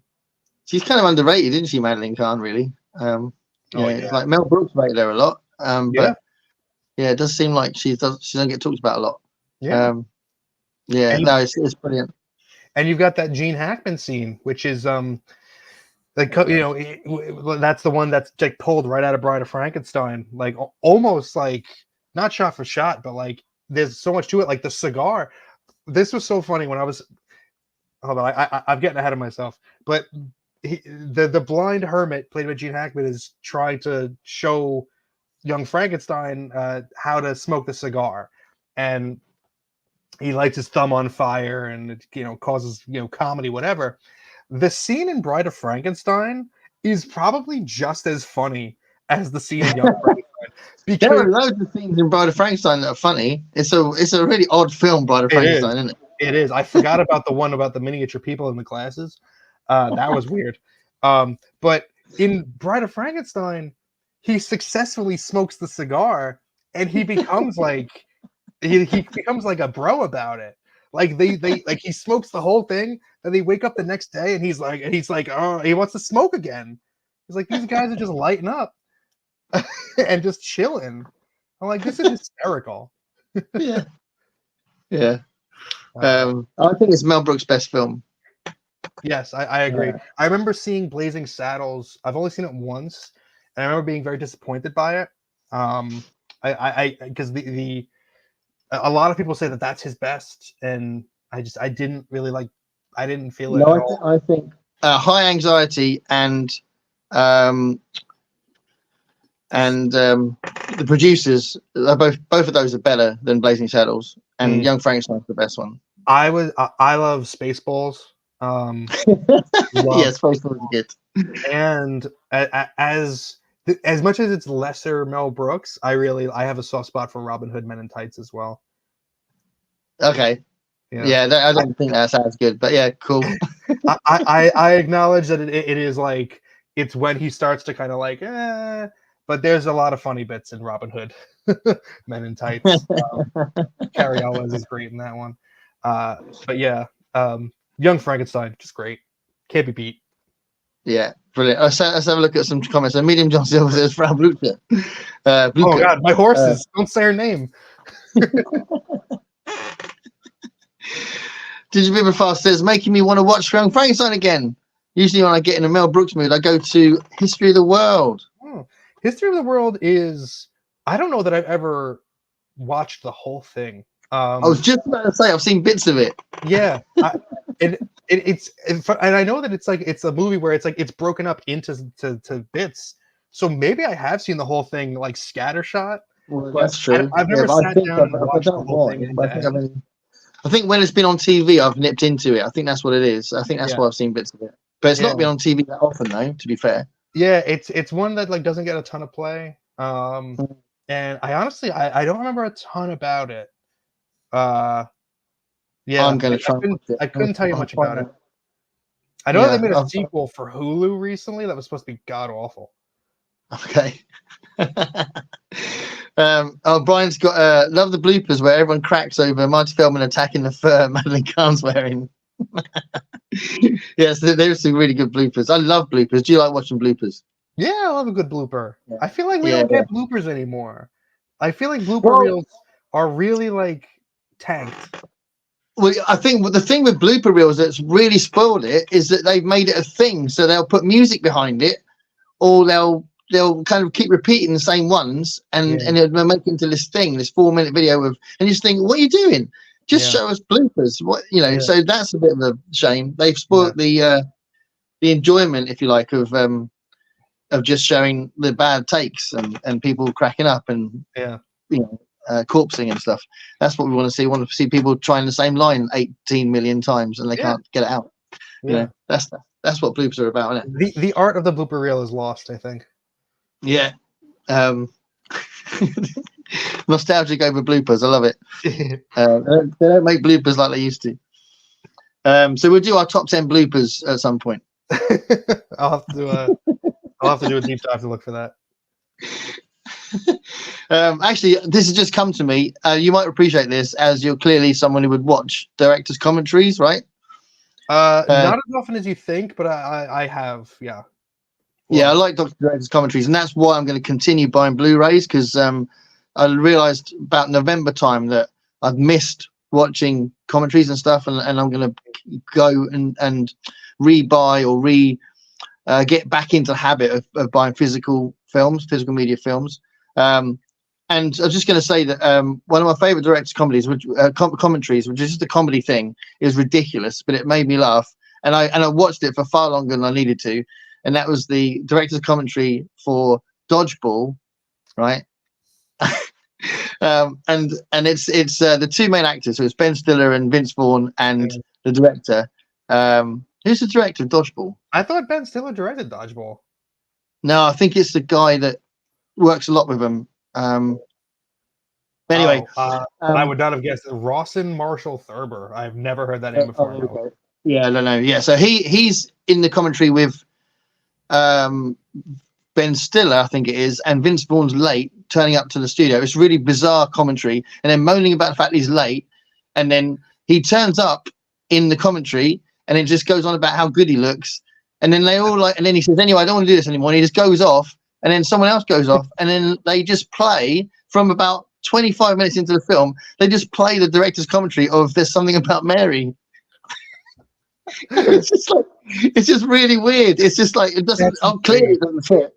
But it doesn't fit in such a beautifully stupid way that I was like watching it thinking, why am I was like being entertained by the fact that it was the wrong commentary. And then after about half an hour, I thought, I don't think I'm supposed to be watching this still. But it was just, and I fast forwarded to and I kept going. And like, they just played the whole commentary through the rest of the Dodgeball film. That's ridiculous. That is ridiculous. It's quite meta, isn't it? It's quite like, we're not in a country, we'll just place a different commentary. Yeah. Amazing. What I find is when I sit down and I like, oh, should I watch like the director's commentary of this? I find myself like, you know what? I just want to watch the movie. Like I don't want this to go over. Yeah, but that's true. Yeah. But no, I definitely appreciate a good director's commentary, and I appreciate what you said about buying physical media. That's something I also have been trying to do a lot more of. A lot of the DVDs that I showed are like today, or like ones I bought somewhat recently. Because I just hate relying on streaming services. So I want to have like the movies and the stuff that I love just on hand, and not have to worry about paying a subscription or what's on this today, what's not on this tomorrow. I think when people just rely on streaming services, they seem to not care about the fact that not everything's on the streaming services. So if you went out and shop the shelves and thought about buying something, you would actually have more choice than if you were just flicking through Netflix or something. You know, Netflix are not going to have all these different films. Bring back brick and mortar Blockbuster stores. Let the people browse shelves. Blockbusters are amazing. Yeah, I miss that. Going in there with your kids and then go, you pick one, we'll pick one for the family, and we'll pick one for the adults when you go to bed. You know, that kind of thing. I loved it. I loved that. That was a good time. That was. What I love about Blockbuster is when movies were like done and no longer like shelf worthy, they'd put them in a bin for like $5 DVDs. Like, get them out of here. And I would just scoop them all up. Yeah. I can't remember what film it was, but I asked a guy behind the counter if I'd noticed that I was the only person that had ever taken it out and it had been on the shelves for years. And I said, "Can I just buy this?" And he said I could. So I bought it because no one was taking it out. It might have been Static. I don't know. Have you seen the film Static, directed by Keith Gordon? No, I don't know. It's a truly independent film, as in it's like so quirky and left field. It's Keith Gordon has got quite an unusual acting approach anyway. It's got a different look to him, and he's the guy that was the main guy in Christine, Keith Gordon. Oh, okay, yeah. But he's been a director for years now. But this was the first film he directed, I think. And it was years ago. This was back in the 80s. I saw it in the cinema. And this is a guy about a young guy who believes he's managed to get on his television heaven on his television. And it's just static. Well, everyone else is just seeing static. But he says it's heaven. And he basically goes on this bus and he wants to tell the world. And he kind of hijacks the bus, and it all gets really hectic. And it's just brilliant. It's absolutely brilliant. So yeah, I got out of the video store and said, "Can I just buy this?" Because no one else has got it out. That's funny. But anyway, let's catch up with some comments because we had a few more comments. Go for it. And then we'll so we did that one. So we'll have our last 3 films after that. So Al's here, Big Hard Books and Classics, or Big Hard Al, which somehow I had it into my head that he was called Big Hard Al for ages before I got to know him a bit more. I don't know how hard he is. Maybe when I meet him, I'll offer him a fight. Keep that to yourself, Al. But it's got. He says, "Hey everyone, this is awesome.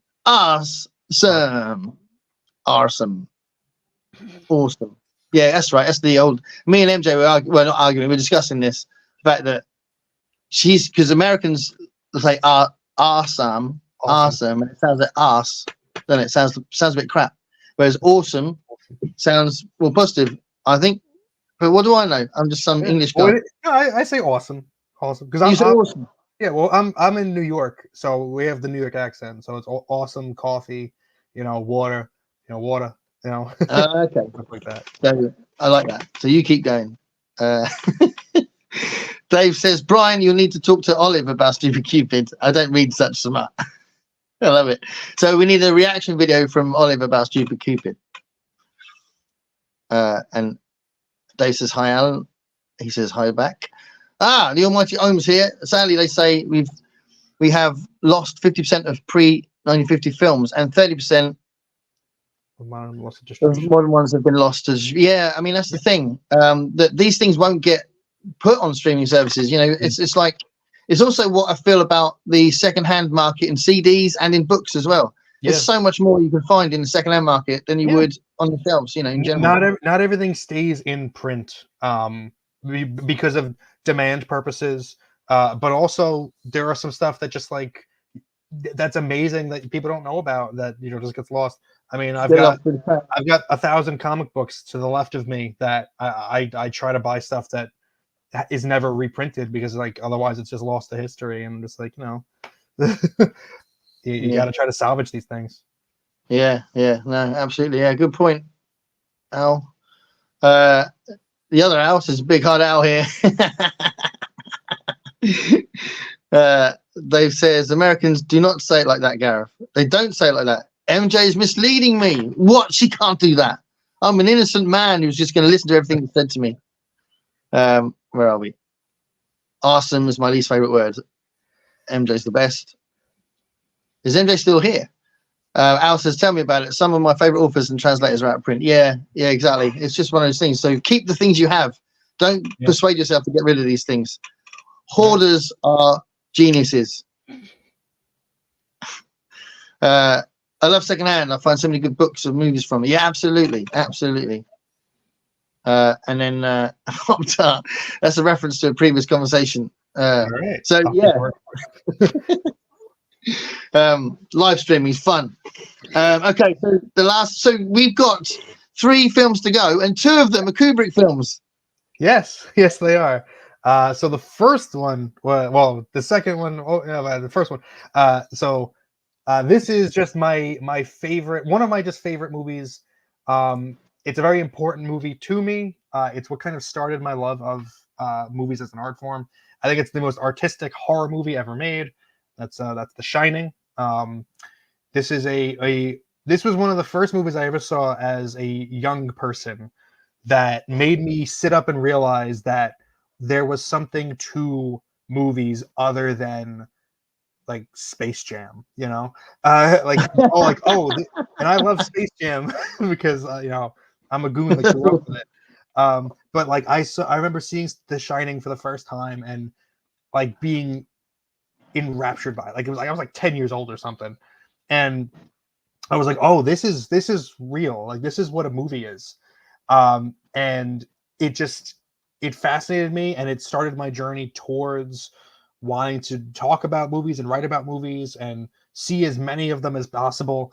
And this is another one that I was very fortunate that Alamo Drafthouse, that theater, they did a screening of it last Halloween, 2 Halloweens ago, I think. So I got to see it in a movie theater, and it was wonderful. It is fabulous. It is just a fabulous movie, and I know that it can be divisive. I know a lot of people find it a little slow, boring. They prefer the book. I get it. I totally get it. But when you are in the right headspace for it, I think that there is just no better horror movie, because the build up, the first hour and a half, 2 hours is so methodical and just so almost like you feel the way I describe it is that the way that the camera moves in the Overlook Hotel, it's like you're seeing it through the eyes of the ghosts that haunt the hotel. It's always kind of moving slowly. It's always following people where they can't quite see them. And then, so you're just like, you're always like, you're seeing things, you're moving through walls that you shouldn't be able to move through. Like things happen that can't be explained. And then we have the punctuation of violence at the end where everything comes to a head. The ghosts start to reveal themselves. Wendy's going nuts running around, Jack's insane chasing people with the axe. It is, I think the pace is beautiful. And I think it is the perfect, just like slow burn horror movie. And it's one that has always been really important to me. No, well, I'm glad that you picked a Stephen King film because obviously there are some good ones out there, and it's interesting. It's the one that he hates, isn't it? But I know you're a Stephen King fan, Yes. and you talked a bit about that in your live stream with Cliff, didn't you? Yes. And I am as well. So next week, in a few days, there'll be a video of me talking about my Stephen King books, and there's 61 books I go through, so it's a big old book thing. But yeah, I do like the book more. But I do love the film. I think it's a really good film. But I do find it it's an interesting question about whether he needed to make Shelley Duvall do 60 takes of conservatively an estimate of 60 takes. Yeah. So yeah, I don't love like the behind the scenes of this one because he did really like torment her, and she like lost hair over it, and she quit acting for basically forever. So not giving Stanley Kubrick any humanitarian awards, but goddamn, guy can make a movie, you know. So the end justify the means. Are you saying? I mean, as long as everyone's still alive at the end, I guess. But yeah, I'm a separate art from artist guy, and I think that the final result is incredible. I think that both the book and the movie can exist simultaneously and not have to be one better than the other. I think that they are telling two different stories. And yeah, I agree. I agree. To compare them, they have this facade of similarity, but they are two different stories. And so I think the movie is successful at the story it wants to tell. The book is successful at what it wants to tell. And well, that is essentially what Stephen King says. So they'll say, well, why don't you like it? And it's like, well, because he made his own version of the book. He is Kubrick's The Shining. And I think that's what we're saying, that they are two different things, and they are both good, and they are both separate. Yeah. He took inspiration from it and did something different with it. Because I think that's different to, because I am forever frustrated by the lack of an actual realization of I Am Legend on film. There's been 4 films and none of them are anything like the book. And I'd love to see one like the book, but I think with The Shining, because of the way Kubrick did it and how great a director he is, he's pulled off something different rather than just a disappointment. It's different. Right. We're getting a lot of comments on this one, and I want to respond to a few of them. So if you want to, okay. So I'll go back over there. So you want to talk about Space Jam? Is that what you're thinking? Yeah, definitely want to spend the next 40 minutes talking about how good Space Jam is. Looney Tunes back in action. All right. Al says, "Ooh, Stanley." A Clockwork Alan here. Clockwork Okay. Almost made the list. Space Jam is awesome. Al says, "I love one of Kubrick's first films, Paths of Glory." Paths of Glory is fantastic. Phenomenal movie. Yeah. And Kirk Douglas is one of my favorite actors as well. I love Kirk Douglas. I think he's awesome. He's awesome in Spartacus as well, which is also Kubrick. Right. Mostly Kubrick. He had to come in and finish that one for someone else. Oh, okay. I didn't realize that. I thought that was just Kubrick. I didn't know about that. I haven't checked my emails. That's awesome. So I've been accepted into the Godology. That's an interesting way of finding out. That's really cool. That's really, really cool. But this is not about me. It's about you. Brilliant. Thanks, Al, for telling me. Space Jam. And Shannon as well. Brilliant. Congrats to Shannon as well. That's awesome.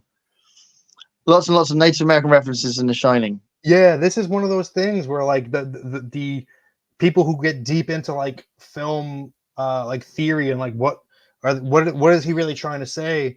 There's a lot of undeniable Native American imagery and referencing throughout the movie that gives the implication that like the genocide of Native Americans like had some part to play in like the haunting of the hotel and like what's going on to the characters. There's a lot of mystery in this movie that is still being mined to this day. which is a lot of fun. And that's like one, once you see it, you can't really unsee it. It's really cool. There's a film about that, isn't it? Is it called Room 251 or something? Room 217 or Room 237. I forget. It's about those. That movie is okay because some of the theories in it are a bit more credible than others. So some of them are really just like, no. Yeah. I didn't get I didn't watch the end right to the end of it because halfway through I was just like, "I'll shut up." Yeah. But yeah, it's a nice idea having a film about another film, discussing the layers in it, which is quite cool. Medium John Silver says Kubrick is a master of building up on underlying sense of off-screen menace. Yep. Yeah, absolutely. That's what I'm saying. Is like that camera that you're watching it through. It is the eyes of the ghosts. Like you're a fly on the wall. You're seeing things, before the characters see them. Like it's very creepy. It's very eerie. That camera movement. It's very subtle and glides, and it's just slow and it's like deliberate. Just wonderful. Yeah. No, I mean, that is the chief quality of the film, isn't it? Is how is the way he constructs the scenes, really. Isn't it? Yeah. It's more so than the acting, really. I mean, Jack Nicholson's great. And Shelley Duvall was driven to be great, but it's the other stuff. I think it's the other stuff that's not necessarily the acting. It's everything. Everything just kind of fits together. It's great. 61, it's a huge collection. That's right. Much more alcoholism in the book. He didn't really. I mean, the film suggests that he's just going mad because of the hotel, isn't it? And the book's got lots of other things going on. I'm going to push back on that one a little bit. I would say that there definitely is that it is much more prevalent in the book, 100%, but the movie doesn't abandon it completely. Like there's a reason that the most pivotal moment of The Shining occurs with Jack talking to Lloyd the bartender. Like that's a very deliberate reason that scene is so pivotal. But yes, it is more prevalent in the book.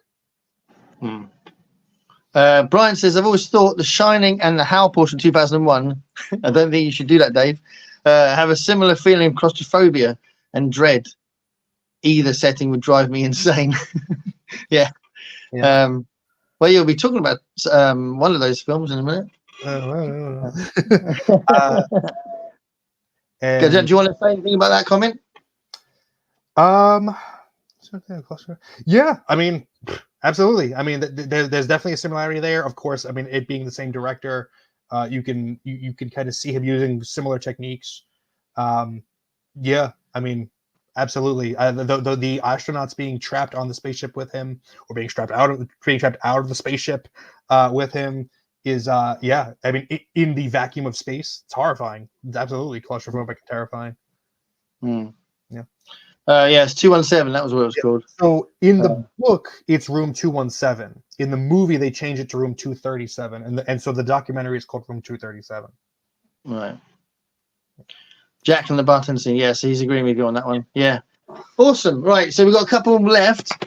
Number 2 or number 9. How do you say? Is this number 9 or number 2? Number 2, because you said these last two are definitely your favorites. Yes. I'm gonna say this one is like my second favorite movie of all time. It is. Okay, so I gave my resume at the beginning of this. I talk about how I have a degree in film. I've studied it my whole life. People, when people find out about that, they say, "So Nick, what is your opinion? What is the perfect movie?" And I tell them, "There's no such thing as a perfect movie, except for Ghostbusters." I love it. People expect you to say Citizen Kane or something, and you're like, Ghostbusters. I almost put Citizen Kane on this list because I do love that movie. A lot of people don't get it in modern times. I could do a whole separate. I could do an hour on that movie, just like film school, but it didn't fit my Desert Island kind of pick. Ghostbusters is one of the, not just one of the best movies ever made, but the examples of lightning in a bottle of just creativity, everything truly coming together and coalescing at exactly the right moment. Because this is another one where you think about the behind the scenes and how it came to be. This movie should not have worked. Dan Aykroyd's original script was apparently 300 pages long, and it was about time travel. It was about different dimensions. It was unwieldy. It was impossible. And then they brought in Harold Ramis to rewrite it, one of the funniest dudes ever. And he hammered it down into like something workable like this. They got Ivan Reitman on board to visualize it and see it to fruition. And then you've got the absolute perfect cast. You got Harold Ramis as Egon. You've got Aykroyd. You've got Bill Murray at 100% the best Bill Murray performance. Absolutely. Bill Murray. And it was going to be John Belushi, wasn't it? It was. Originally. And thank God it wasn't. Like, I think you think of all of the possibilities that could have been with this movie, and I can't see it any other way. This is a movie where everything came together somehow to make this perfect blend of science fiction, horror, and comedy that they still have not been able to replicate to this day. No, because quite often when there's that mix, usually the comedy isn't that funny. Yes. Usually when it's that mix. But this is, I said it before about Dr. Strangelove, this is laugh out loud the funniest movie ever made. This is another one. This is my family movie night. It was either Young Frankenstein or it was Ghostbusters. My brother, he was the big Ghostbusters head. He grew up with it. He was older than me. He had the proton pack. He had the suit. He had everything. He had all the toys. So it was big for him. So I grew up, with him, learning it. It is another one, like the VHS was just worn out. This one and the sequel. I'm hard pressed to find like a scene that's out of place in this movie that doesn't work, that isn't really, really funny. It's pretty perfect. I think I totally agree. I mean, it's one of those strange moments, like you say, when everything is brilliant. Yeah, everything about it. And this is the kind of movie I'm talking about where I say it's funny because the characters don't realize that they're funny. Like Egon is one of the funniest film characters to ever exist. And if you were to ask Egon himself, he wouldn't say that he thought he was funny. If he was a real person. I think he's a straight man. So you think he's a really funny character? I think he's a straight man. He is a straight man, but Winston's really kind of a straight man because he doesn't really he gets the short straw. Yeah. But Egon's doing all the exposition, isn't he? He's telling everyone that the world's about to end. He's doing exposition, but some of his just like really quick lines slay me. Like the opening scene in Ghostbusters, where they're in the library and they're walking, and Venkman says to Egon, Egon, this reminds me of the time that you tried to drill a hole through your head. And Harold Ramis quickly just picks it up and goes, that would have worked if you hadn't stopped me. And the way he delivers it, he's 100% believes in himself that he could have done it if he did not stop him. And it's just like lines like that throughout. Like when they pick up there's so many great lines. Like Lewis Tully, they drop off Lewis at the station house, and the cop, Janine says, you're very kind to take in that man. Oh no, you're a real humanitarian. And Egon says, I'm not convinced he's human. Like it's deadpan hysterical. Yeah, it's true. Yeah. I could go on, but I want to parlay this into why I don't love the recent sequel. Okay. So, like I said, I like comedy where the characters don't realize they're funny. I also think that doing high concept storylines with a mix of comedy requires a very specific tone. It works for like Back to the Future. That's high concept. It's comedy. It works. In Ghostbusters Afterlife, that tone, I think, is not being met. I think that it's going too far into a pure dramatic territory. And it's more drama than comedy. I think you're right. Yeah. And I think the issue is that it's still relying on so much reference to the original film, which did have that comedy. I think that's one of the things you can like about it. But I think if you took those things out of the film, it'd still be a complete film. I disagree, because when I was watching Ghostbusters Afterlife, all I kept thinking of was there's this line from The Sopranos where Tony Soprano, where everyone's having a conversation, and it's a remember when conversation. Oh, remember when we did this? Remember when this person did this? Remember when we were there? And Tony's not feeling it, and he says, "Remember when is the lowest form of conversation." And to me, remember when is the lowest form of media, because Ghostbusters Afterlife to me was like, remember the Stay Puft Marshmallow Man? Remember Gozer? Remember, Yeah. remember the No, I Diamond agree Dogs? that it doesn't have to be there. I think it was just an extra little thing they put in, but I honestly think that they constructed a strong plot. They worked with the original characters well, while introducing new characters that I thought worked, that were different. It is definitely more dramatic, but I just think it makes it a different kind of film. It's not as funny, nowhere near as funny. So it's a different kind of film. But again, it's just different for me. I don't think it's bad. I think it's a different kind of film. It's better than the 2016 one. I'll say that. Well, the the one with the women Ghostbusters. Yes. Yeah. Well, that's the thing. That was funnier, but I don't think it was very good. I think I know. it was meant to be funnier. No, I laughed sometimes in that film, but I didn't laugh. I think I laughed as much in the Afterlife, but I liked it a lot more. It was a much better film. So for Afterlife, there were characters that I liked. I liked McKenna Grace's character. Thought she was nice. The granddaughter. Yeah. I hated the podcast kid. Wanted to kick him. I hated him. I thought he was really good. That character to me was like somebody at the studio being like, "What are the kids like these days? They like podcasts. Have a kid whose name is Podcast, and he does a podcast the whole movie." Like that to me, I hated that. I hated the Walmart ad right in the middle of the movie. And I did not. And I didn't like the ending at all, where they brought back the original Ghostbusters. I'm sorry, they looked embarrassed. Spoilers. Oh, sorry. Well, whatever. I was totally affected by it. I was welling up. It totally hit me. I was the right audience for that. Yeah, no, I was hiding my head in my hands because they looked so old and they looked so out of place, and it was it was this really flat shot, and it was just so like boring looking, and like they could. So this is very specific. This is me being a film snob. Go for it. There's a physicality that comes to a proton pack that you don't think about. The proton pack is this big unwieldy thing that you got the neutrino wand, and the neutrino wand has kick to it. And if you watch that original Ghostbusters movie, they hold it and they're shaking in their spot. Yeah.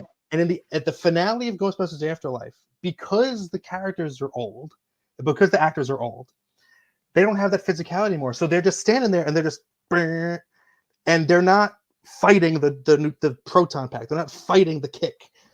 And it's a little thing, but I think that's true. That could be improved on that front. That's a good criticism. It was like, it's like little stuff like that. And at that point in the movie, I was already kind of out of it because I was so annoyed by like, a Crunch Bar reference, a Twinkie reference, the fire pole's back. Like, look at this. Like, I get it. Be your own movie. Set your own identity. I'm hopeful that I think it was its own movie. I think it just did loads of references. I think it definitely was its own movie. The villain is like again. I think it's similar to the criticism of Force Awakens when they go, "Oh, it's just another Death Star." Yeah. But I like the new characters in Force Awakens as well. Force Awakens wasn't bad. Say again? Force Awakens wasn't bad, especially compared to the ones that came next. I agree with you there. And just a quick note about the Ghostbusters 2016. The reason that one doesn't work, it had nothing to do with the actors. Because I think Kristen Wiig is very funny. I think Melissa McCarthy is very funny. I like Kate McKinnon. I like Lizzie Jones. Yeah, three good choices for actors. The director was the problem there. Because, like I said, Ghostbusters is high concept sci-fi mixed with comedy. And that requires that specific tone. The way that Paul Feig directed that movie, he directed it like it was an improv comedy, like Knocked Up or Superbad. And that, you cannot mix that with high concept. You cannot do it. They do not mix. They do not match. So you have these scenes that are going on forever that are super flat and boring scene, just like shot, reverse shot, nothing, shot composition, boring to look at, and they're just talking and they're rambling and they're making these jokes that don't fit in this world. Like, this isn't what Ghostbusters is. Like the original Ghostbusters never knew that they were funny. We knew that they were funny because they were ridiculous. The Ghostbusters in 2016, they thought they were funny. They thought they were hysterical. And that's why it didn't work. Is they tried to be funny and it didn't. And I know that Leslie Jones got a lot of flack for that movie. She was the only one in that movie that I liked, and I actually thought she was really funny. The only times I laughed at that movie, I laughed at her scenes. I thought she was great. Oh God, what's her name? What's the McKinnon actress again? Somebody McKinnon. Kate McKinnon. Say again? Kate McKinnon. Kate McKinnon. I think she's genuinely like incredibly funny. So I think if she read the phone book, I'd probably find it funny. So I think that probably helped me out with that film as well. But yeah, I don't think Leslie Jones should got any criticism for that film. I thought she was the only one that was playing it like a real human being. That's why I liked her. And what's his face? Chris Hemsworth is quite good at comedy, it turns out. He is, but I didn't like what. Again, I don't blame the actors. I think that the material they were given was just like. I think some of it landed, some of it didn't. That was my thing. Like some of it was like, oh, that's funny. Some of it was like, the dance sequence they made him do. It was just like this. What is this? What year is this? Like, it was so like dated and old, like feeling. It was stupid. I just. Yeah. So this is me. This is the film snob man coming out. No, that's cool. Yeah, but I mean, what you're saying is what a lot of people said. I mean, a lot of people. I think a lot of people didn't give it a chance anyway because they didn't like the idea of female Ghostbusters, which is really weird. But I think even though I was very happy, I didn't care about that. I don't think it was a great film. I think some of it worked, some of it didn't. Yeah, I think it's really pleased with the new one. It failed because of the tone. It failed because of the direction. And I understand completely that I am in the minority on Ghostbusters Afterlife. I know that a lot of diehard fans really loved it.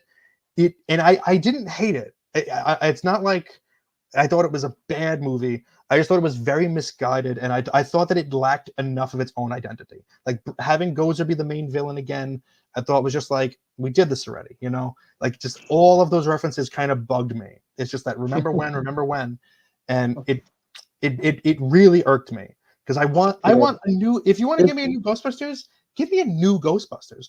I think this new one seems to be like Frozen Earth is called, isn't it? So it sounds a bit like climate change kind of. Yeah, I'm hopeful that this one is more of its own movie. Like it's got its own new villain. So let's see how that goes. While we're on the topic, the Ghostbusters 2, like the real Ghostbusters 2, obviously a step down from the original, but I still really enjoy it. There's some really funny bits in it.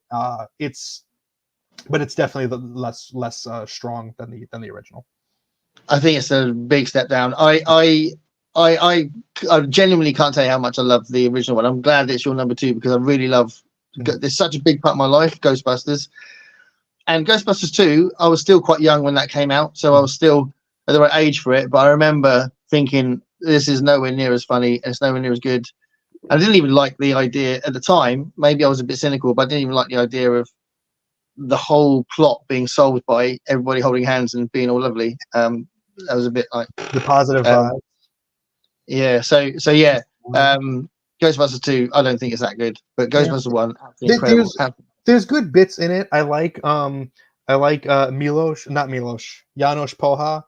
I like Vigo. But it's as a complete movie, it's nowhere near as good. There's parts of it that work, but it's nowhere near as good. Yeah. Dave says, I think what we've learned is that Nick is too young to get old man teary-eyed over the original Ghostbusters like us. I get teary-eyed when I look at what they've done to Ghostbusters. No, I'm kidding.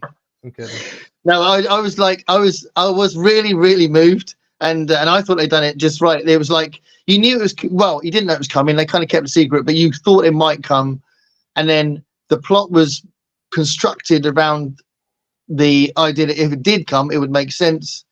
Because spoilers, he's a ghost at the beginning, or it's set up for him to be a ghost at the beginning, and then obviously she goes into his basement, and he's adjusting things to help her out. Yeah. So there's that element that can come to fruition at the end, and I just think, and the way that Bill Murray's lines is kind of like a cynical reaction to that, him seeing him, he's like quite deadpan and kind of low key. Yeah. So yeah, I thought that was well done. on that point, and I know I'm leaving myself very little time for my last movie, but um, I have very strong feelings about studios using dead actors' likenesses for No, their that's fair enough. Yeah. so when that happened in this one, I knew it, like it was telegraphed a mile away, like you said, that at the end, like some portion of him was going to come and help with the fight. And they show like his hand come in, and I thought if they keep it at that, that's fine. But then he's got the full body, and he doesn't say anything, which is really awkward. He's just like, Yeah, and yeah, yeah. I really it I find it I find it honestly disgusting that studios use dead actors likenesses. I hate it because, and it's getting Yeah. into the conversation about using AI and stuff like that. But there's something so ghoulish and disturbing about the fact that even in death, you can't escape a contract you had with a movie studio. Like, Yeah. But it's like also I think part of the problem is that people are so um unreasonable as far as seeing a character being played by somebody else. You yeah, know, it's like I don't understand why audiences go, well, you can't have that character in it because blah blah blah's dead. And you just think, what?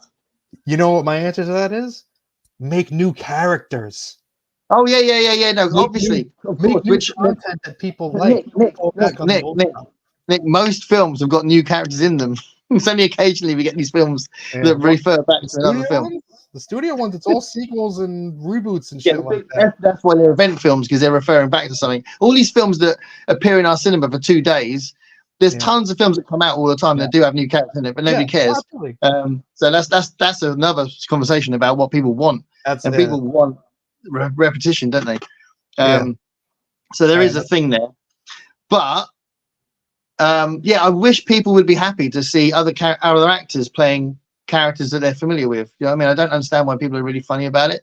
You know, I thought it was the way that the guy Aiden, whatever his name is, played Han Solo in the Solo film. He did a brilliant performance. Yeah. But everyone was like, "Well, it's not Harrison Ford, is it?" I was like, "Well, no, it won't be, will it?" You know. No, it wouldn't be because he's not Harrison Ford. So yeah, I think Luke Skywalker should be recast. You know, but people go mental. They'll be like, "What? You can't do that?" It's like, well, why not? You know. So that's how I feel about Can't it. make anyone happy, especially. Yeah. I'm sorry, I'll keep referring to Star Wars. That's not the only thing in my reference points, but there we are. I seem to keep doing that. But that's a very much a remember when situation, isn't it? I remember Ghostbusters when it came out in the 80s, absolutely. Then watching it on VHS. Yeah. VHS tapes. Yeah. All right, so let's get to your last film. Yeah. Number one. You've kind of hinted at.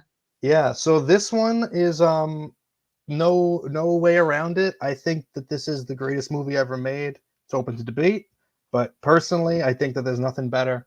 It's a 2001: A Space Odyssey by Stanley Kubrick.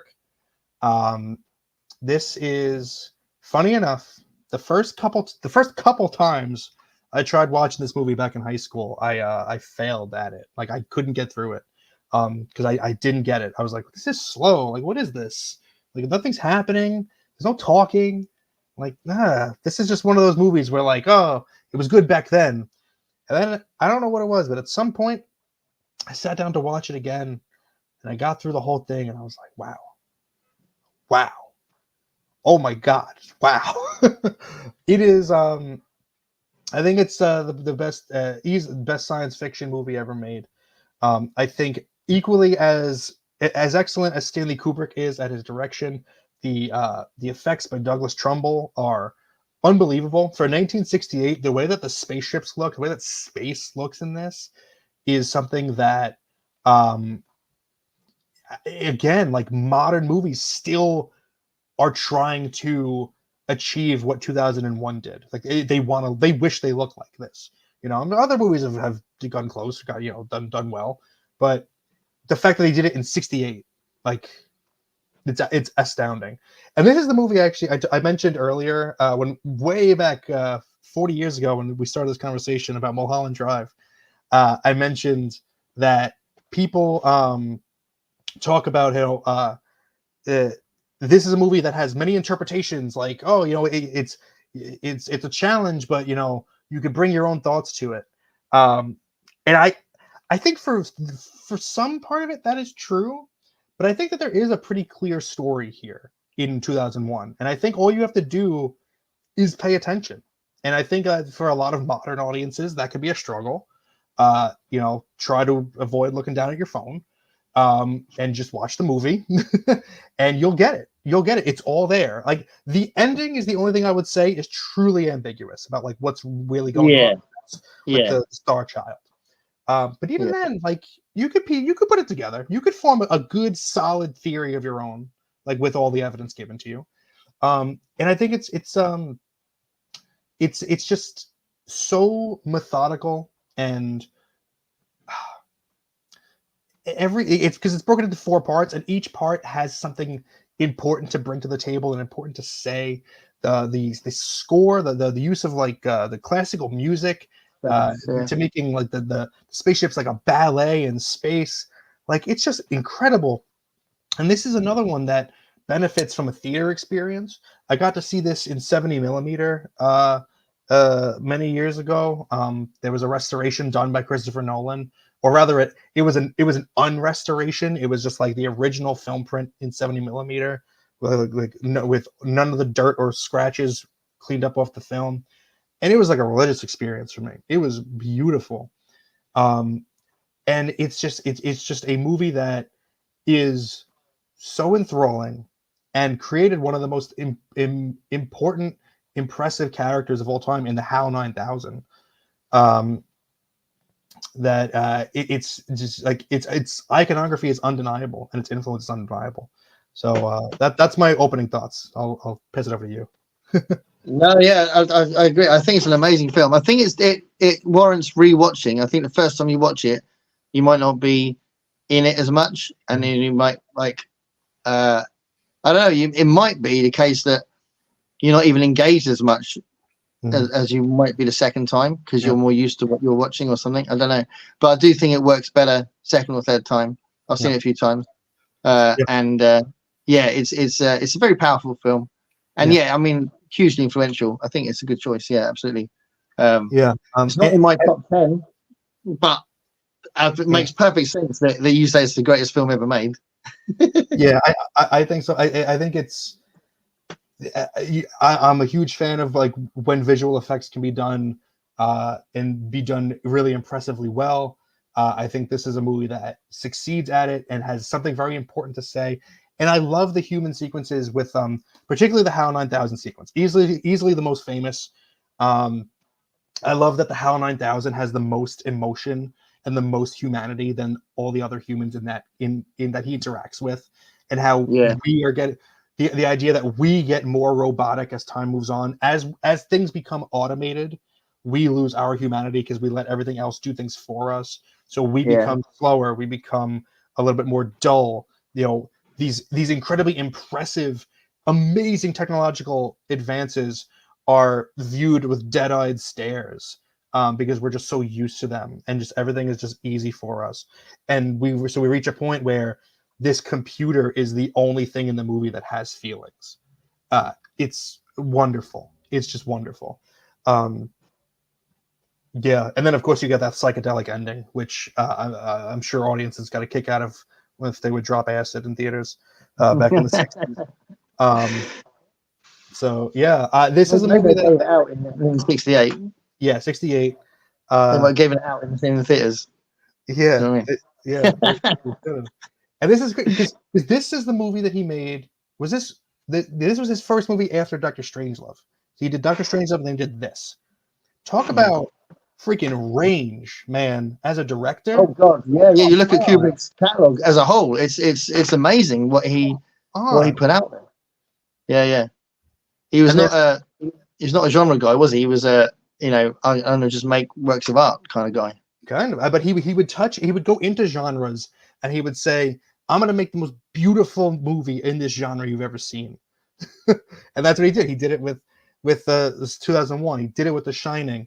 He did it with arguably both Paths of Glory and Full Metal Jacket. Full Metal Jacket's more well known today, but Paths of Glory is also incredible. And talking about how good they look. I mean, Spartacus looked amazing. that was easily his like biggest movie in terms of like scope and cast and all that Scale, stuff. yeah. It's not a personal like favorite of mine of his. Because the fact that it wasn't totally his like kind of turns me off a little bit. But it's it's great. It's just not How like do you feel about AI, artificial intelligence, the film he did with Spielberg? I don't know that I've ever watched it. Because Oh. he passed before that even really got off the ground. Like he worked on it like to develop, but I mean he was already gone by the time that went into production, like actually filming. So yeah, I never watched it. Because one of the interesting things that I found out was that a lot of because the ending is so weird, the last 20 minutes Mhm. is like incredibly over sentimental, arguably. And a Mhm. lot of people just blame down Spielberg. And apparently that's Kubrick's stuff, the stuff in the last bit. That's the stuff that he really felt strongly about putting in the film, which surprised me. I don't know if you haven't seen the film, you might like not be aware of it, but the ending is Yeah, very Spielbergy. yeah, that does surprise me because Kubrick, the one thing about his movies that people can levy criticism at is that he can be very sterile, and Yeah, very cold to humanity. yeah. Uh, there's exceptions, but definitely a valid criticism of his stuff. A similar criticism often levied at Christopher Nolan, who I think takes a lot of influence from Kubrick. Um, Yeah. but no, to me, I think that the fact that the humans are cold in 2001 works to the effect of the message and the theme of it. So Yeah. I think it's superb. If you've ever tried watching it and you tried watching it once and you were like, this sucks, this is boring, please try again. Sit yourself down in a comfy chair, turn off all your lights, maybe smoke a little something if you want to, if you're into that, and just Some films, I think it helps if you know that the film's like that. Do you know yeah, what I mean? If you've already seen it and you're giving it another shot, you know that it's a slow burn. You know it's not one of those like fast paced kind of grab your attention straight away kind of films. expectations can make or break a movie. If you are Mm. expecting a movie to be the sci-fi you expect from today and to be over in an hour and a half or 2 hours, yeah, you're going to be disappointed. But if you know what you're getting into going in, if you've got that baseline set, your perception will change drastically just knowing that. And equally, going right back to the beginning of your list, if you don't know much about a film, sometimes that can be a good thing as well because the film will surprise you. Yeah. So yeah, I mean, like I said, with David Lynch, you, even if you've seen the movie, you can't even be sure you've seen the movie because they're so freaking weird. I love that.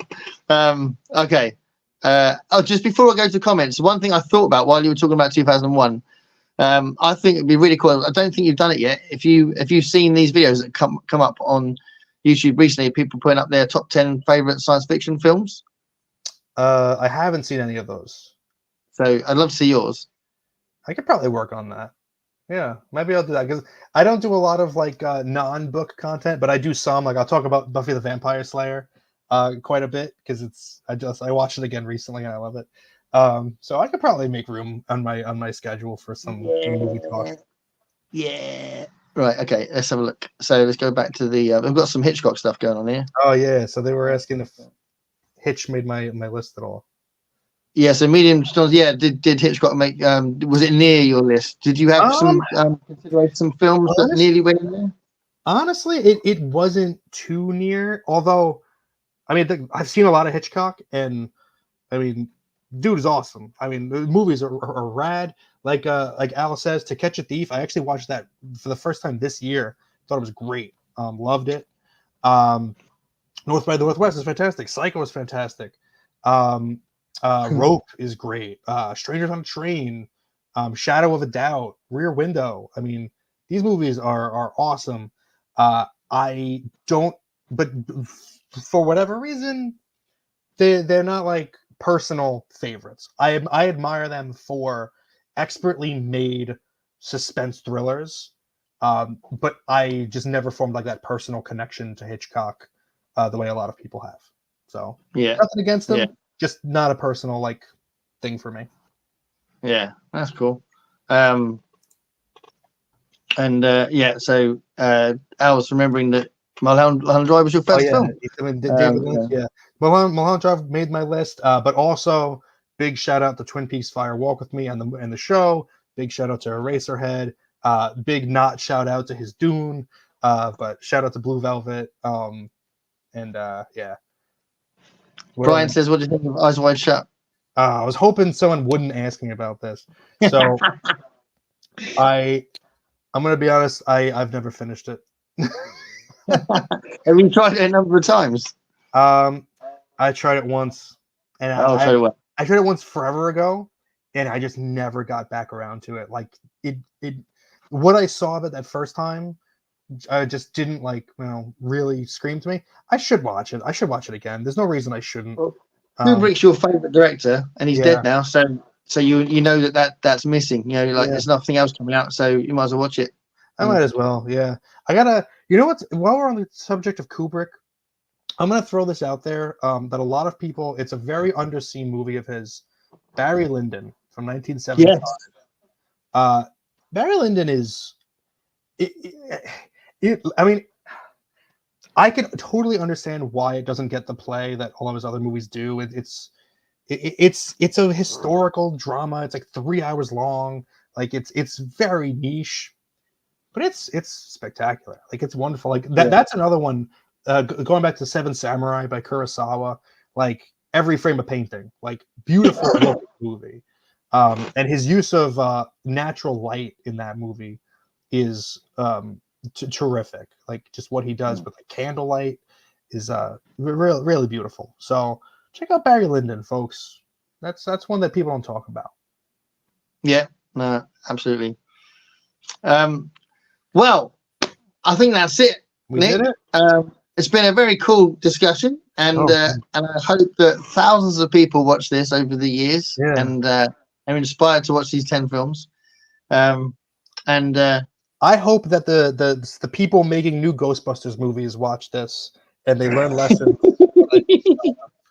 Yeah, and then the only thing they take away from it is, that old guy was crying. We're all good. It's true. We got both of their money. All right, that's fine. Yeah, that is true. We went to see it. Yeah. Yeah, this was awesome. Thank you so much for having me. It's been forever since I've had a big movie talk like this. Like I said, people don't like talking to me about movies because I'm a snob. So this was a lot of fun. Thanks for indulging me. I'm trying to think if there's anything else that I want to recommend. Nah. If you can reach out to me, check me on my channel. Leave a comment on a community page if you want to talk movies more or something. I'm happy to converse. I'm also on Instagram. I don't use it a ton, but Instagram at Another Booktuber. You can find me there. But yeah, that's all from me. Brilliant. Thanks guys for watching. If you're watching this on the replay, thanks for checking it out. Please make some comments in the comment section if you're not here now, because we will definitely reply to you, and it's awesome to get more comments. The next time, I can't remember who the next guest is, but there will be another Desert Island Flicks coming up in the next month or so. So thanks for checking it out. Thanks again, Nick. See you later. Yeah, have a good one. Bye.